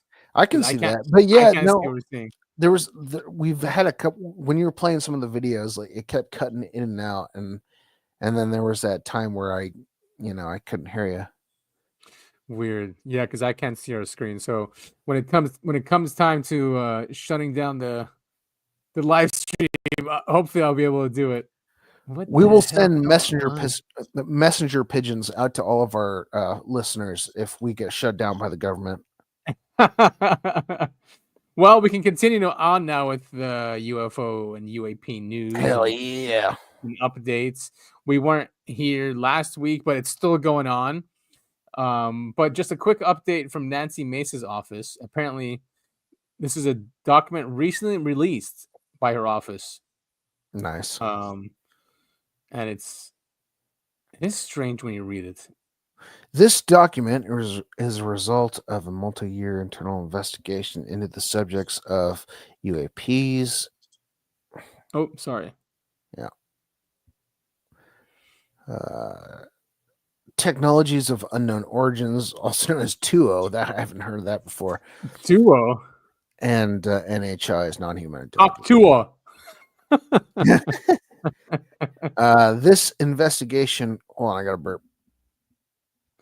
Yeah, no problem. It happens. This investigation was undertaken in response to urgent and credible threats to the public good and safety of the U.S. of A. And provided to Congress through the UAP whistleblower mechanisms established by FY23 National Defense. All right, so here's what it says. The results of this investigation are deeply disturbing. Elements of the U.S. executive branch have conspired to prevent the U.S. legislative branch from exercising its lawful powers of governance with respect to UAP, 2O, Hawk 2O, and NHI issues. The information provided by the author strongly suggests that the U.S. executive branch has been managing UAP NHI issues without congressional knowledge, oversight, or authorization for some time, quite possibly decades. I mean, is this new? We knew this. Right, but it's from Mace's office, right? From her government office. It's good that the government is finally catching up with what has been known by the public for a very long time. Right, and they've been doing this since the beginning, as we can see. The cover-up has not stopped. This. Oh, now go. All right, fine. Yeah, let's go. Oh, sorry. You want to go ahead? No. I think we covered the main portion. So this is a Reddit post. So we've kind of been going back and forth with leaks on the internet about UFOs and aliens and NHIs. Right. This post on Reddit kind of lays out everything that the leaks have gotten right.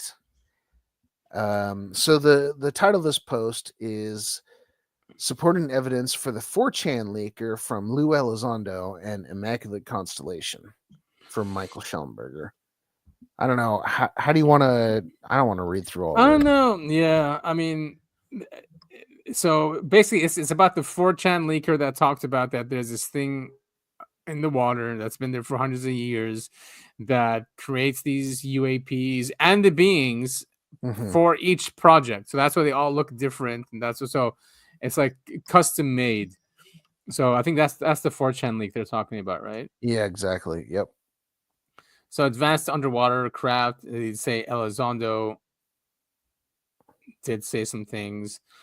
Video, Immaculate Constellation, which is so yeah, I think it just ties that leak to all other evidence that's come out since then. Strategic and environmental monitoring, materials and propulsion, which we have talked about, secrecy and obfuscation. Yeah, I mean, basically the aliens exist in the water and in the ocean, and the reason why everyone sees UFOs differently is because every UFO sighting is different because they're being produced for a specific task. Exactly. Yeah. And that would make sense. And that's why they don't care about the beings or even the craft. And that's why and that whole thing about the craft being made with materials or technologies that are within that civilization means that they won't catapult too far if they can reverse engineer it.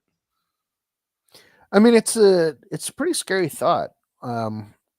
Just looking at it objectively, that these things have existed on Earth for an undetermined period of time, and they just keep making craft and aliens that are whatever whatever the entity is. They create. They create craft. They create NHIs just for specific tasks. I mean, it's so methodical. It's so scientific in a way, Yeah. But that's why we can't understand it. Yeah, and that's why it's so alien to us what it's up to and what they're doing. So, just before we start the whole mystery drones, New Jersey, UK, and everything, I thought it'd be good to start out at Cliff High, who his software in 2009 made this prediction, right, of these incursions and that it will change everything. Yeah, I mean, you and I both came across this around the same time. There's been theories. I even sent you a video from what's his name, the Aussie guy. Coulthard, yeah. Coulthard, yeah. Which is this one, I think. And I've even been sending you texts like, "Oh, there's no aliens still, so this must not have been real." Yeah, I mean, I don't know. I mean, we'll take a look. We'll see. So here's what Cliff High said. We'll just take snippets from his videos. But that was the reason that I had contacted Dick Allgaier and his remote viewing guys, was because we'd had that melee thing back in 2009, and in 2000, I think probably about 2015, maybe it started really picking up again, and I'll describe that in a second. And so I was prompted to get hold of Dick Allgaier as like sort of a sanity check on what I was seeing. Anyway, and so we had this situation within the data in 2009 that had been reinforced over the years from 2009 through to 2015 that said that 39 days after this TM took place, we would have and this is where Igor and I did our fighting, we would have this visible contention that would dissolve into a melee. And at the time, and even in our even in our conversations here recently, he wanted to say, and I'll title this way in honor of Igor here, but he wanted to say that it was 39 days to melee, which is a catchy phrase. Okay, it'd be a nice title for a book or something. But in my opinion, that's not quite accurate, right? Because we don't know what the distance is between the organized visible contention that then degrades into the melee.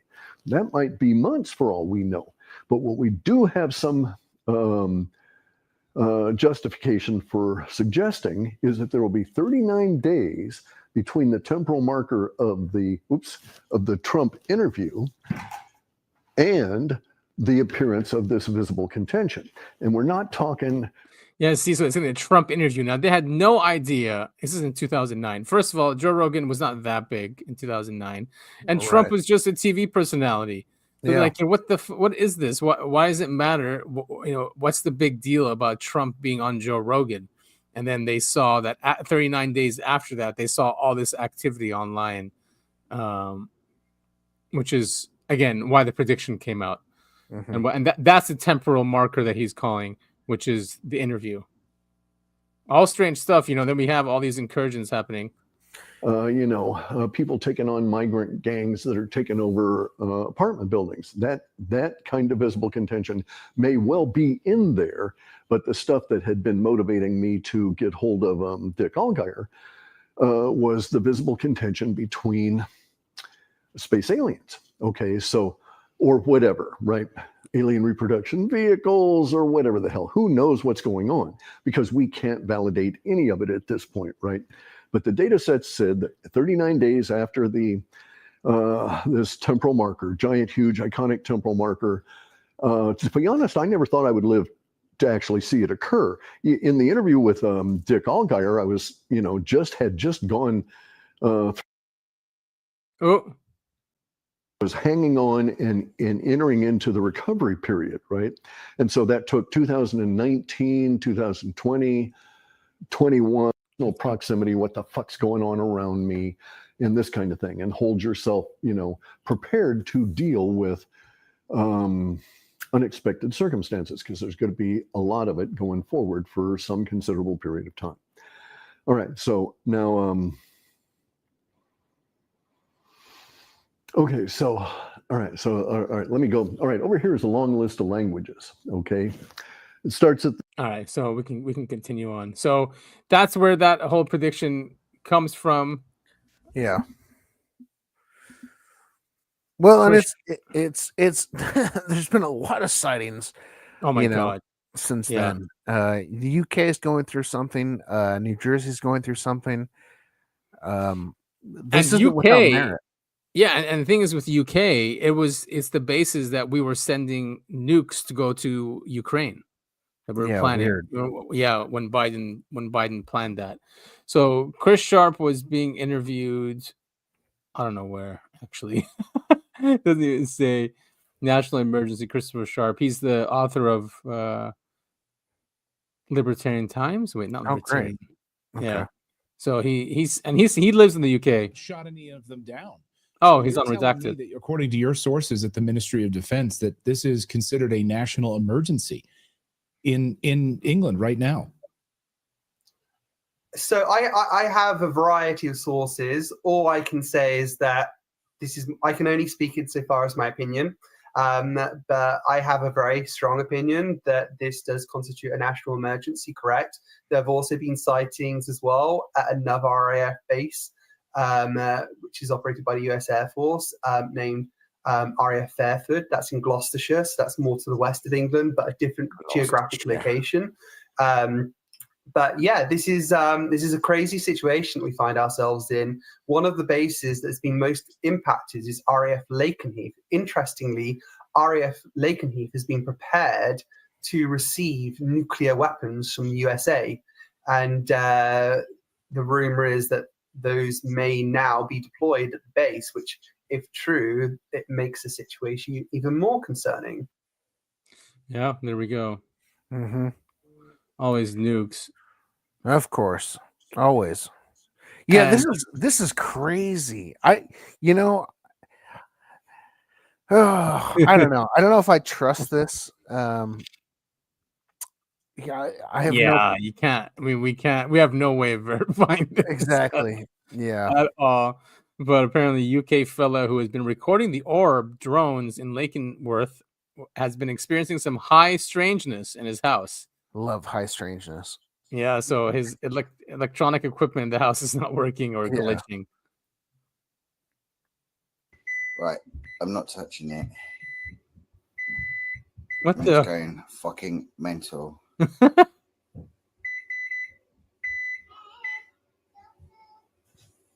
That is weird. What a mess. Look at this. Yeah, I know, right? It is Embarrassing. weird. It is weird, but like this could just be, electrical Yeah. error. Yeah. You know. Yeah. It was floating around, so I thought it was important. Here's multiple UAP filmed over the UK. Hell yeah.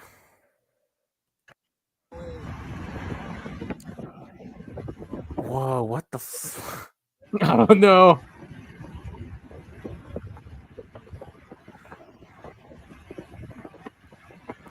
I love it, man. I really do. What is that? Ball lightning? I mean, no, that's not ball lightning. No, it moves ball lightning, right? It doesn't just sit there. Yeah, but ball lightning doesn't happen in bunches like that. It's one thing. Oh yeah, true. One thing. Yeah. So cool. You sent me another one. So now we're starting with New Jersey. I mean, UK was last week. I mean, we didn't record a show. That's so last week. It is so last week, and then this week was New Jersey. Yeah, I don't know, man. This is the New Jersey one's weird. Yeah, very weird. I don't even know how to explain this rationally. Me neither. Hey, Ernie and Candace, the FAA has placed a temporary restriction on drone flights over Picatinny Arsenal and over Trump National Golf Course in Bedminster. Trying to when say these drones were first spotted 2 weeks ago, the Morris County Prosecutor's Office said that they posed no known threat to public safety. But people want to know, what the heck are they and what are they doing? It's normal to see red and green lights in December, unless they're coming from mysterious drones in the night sky.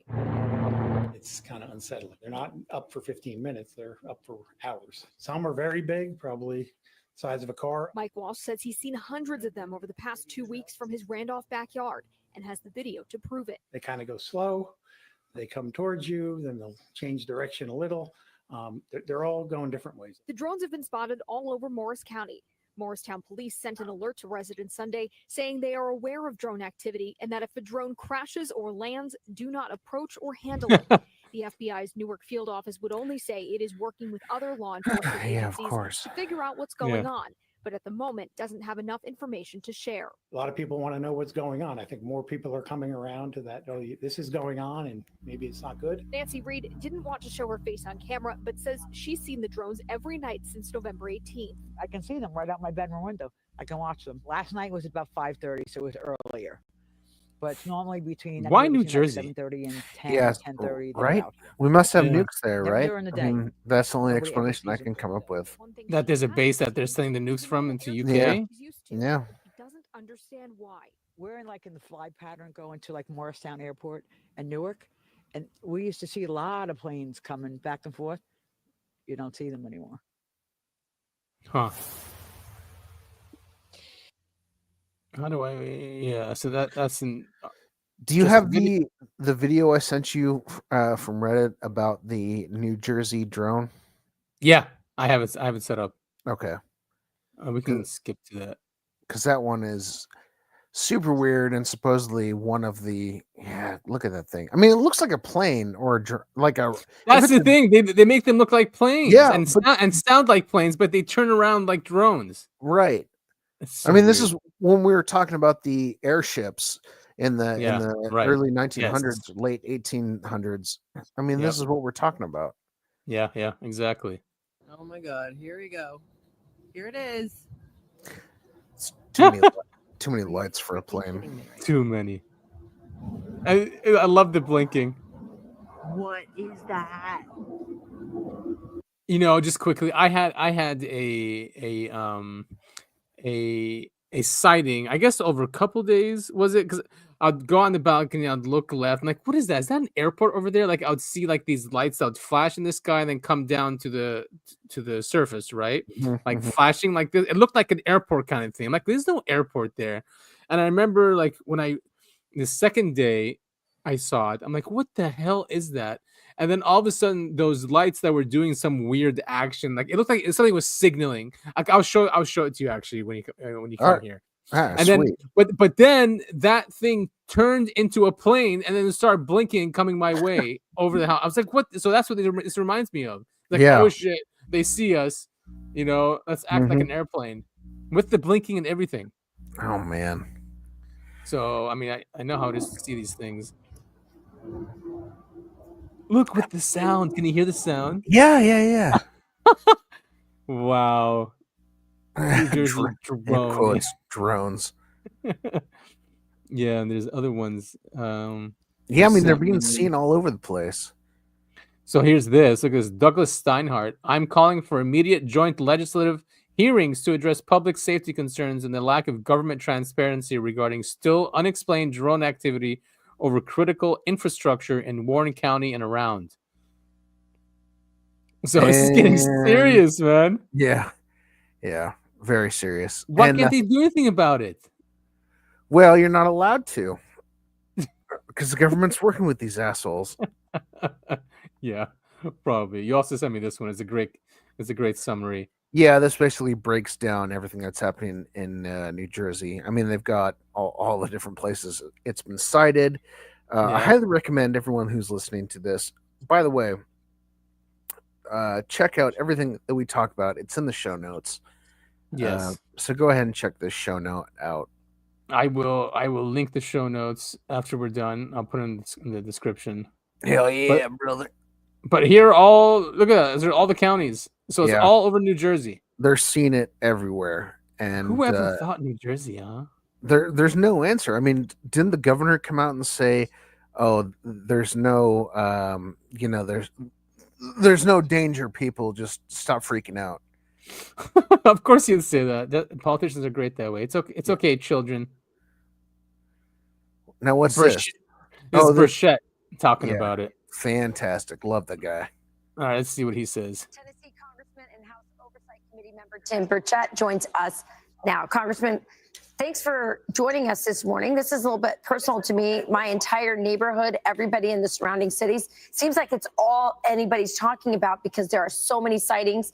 We're going to show you the one outside of my house that my kids captured just on Thursday night. But what are your thoughts on this? What's happening, and why don't we have more information? That's over my house. Yeah. It's one of three things. It's either individuals, it's either the Chinese, or it's our military, or a combination thereof.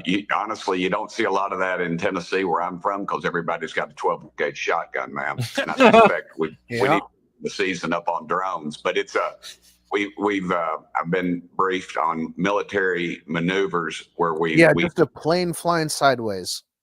Yeah, I mean, what? So he thinks it's China, individuals, or the U.S. government. I don't think individuals have anything to do with this. I also don't. Could you imagine the balls of doing that as an individual? Yeah, seriously. China, maybe. I mean, I don't know. Maybe. But can't they watch these things? I mean, we watch the Earth 24/7 with our satellites. My ass, I don't know what these things are coming from. Maybe it's a Chinese balloon that was tossed over Alaska like they did last time, supposedly. Yeah, right. That the Chinese are doing that. And so it's a real problem. I think we need to, and honestly, they don't respect this country right now because of who's in the White House. I mean, you saw the Chinese balloon; it was able to fly over our secret installations, and even in Tennessee, over Oak Ridge, it turned around and went back. We could have dropped it up in the Pacific a long time before it went all the way across the ocean. They dropped it off the coast of Myrtle Beach. So. They are actually testing us, I feel like, and we're failing that test. And until Donald Trump gets in the White House, you'll continue to see this. But I would say it will sharply drop when he. That doesn't make me feel safe that I have to wait till Donald Trump is in office to find out what's flying over, like literally outside my window. We're not even talking like way over my house. Yes, ma'am. Well, you've got local laws and regulations, and I would suggest you petition your local folks. But FAA is supposed to control the airspace, and they're failing at their job. Here's what just so you know, everybody in my neighborhood is calling the police station and the sheriff, and then the sheriff says call the FBI, and nobody gets any answers. Here's what the FAA said. They said safely integrating drones. Yeah, exactly. Call this person. Oh, call this person. Oh, call that guy. Oh, call this department. Yeah, this is why people hate government. I mean, this is a great example. This has nothing to do with UFOs or aliens, but this is why people hate government, is because you call the sheriff, they say call the FBI. You call the FBI, they say call the FAA. You call the FAA, and you can't get through. You can't get through, and then it's pointless after that point. Look at that. The FAA is calling it drones. Into the national airspace system is a key priority for the FAA. We look into all reports of unauthorized drone operations and investigate when appropriate. What? Like, that doesn't tell me anything. That's gutless, ma'am. And that is the attitude of the federal government. And I suspect our friends at Doge will make that report. And I hope Congress has the guts to do something about it. But that in lies the problem right there. Because what you'll do is, as I stated on my X account, it had over 3 million views. What I said the problem is the congressmen that are in that room. They got to get the guts to do something about it. And if they make the propeller in one guy's district and the battery in the other parts of the district, they're going to say, well, we need to study this for a while. And we don't need to study it, ma'am. It needs to go away. Tennessee. Yep. But I think it's stranger than what he thinks it is. I mean, if this is Chinese, we are done for. Yeah, that's the thing, is it is a lot stranger than that. Wow. Look at this one. I know, I'm looking at it. Wow.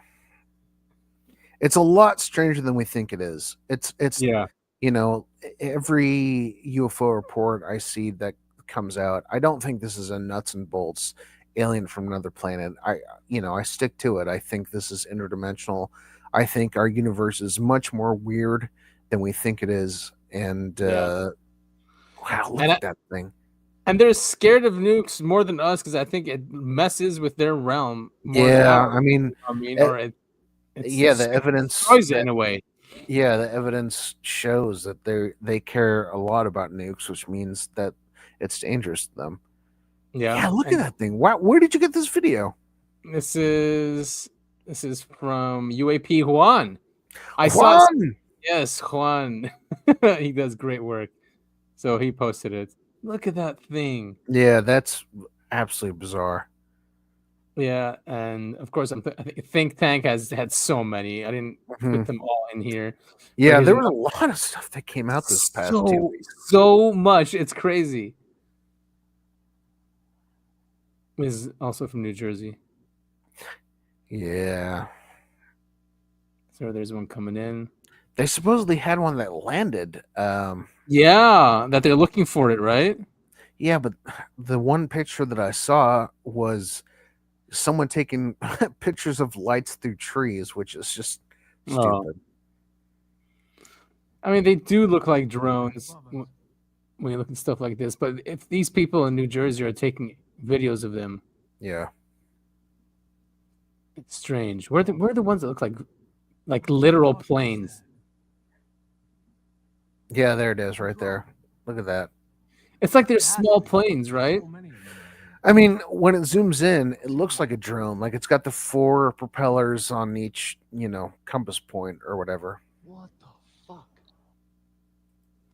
Even though I don't think that's what that is. So, yeah, you sent this to me. I saw this on Reddit, and then there was a post that came out right after this. It says, this is a kite with lights on it. Okay.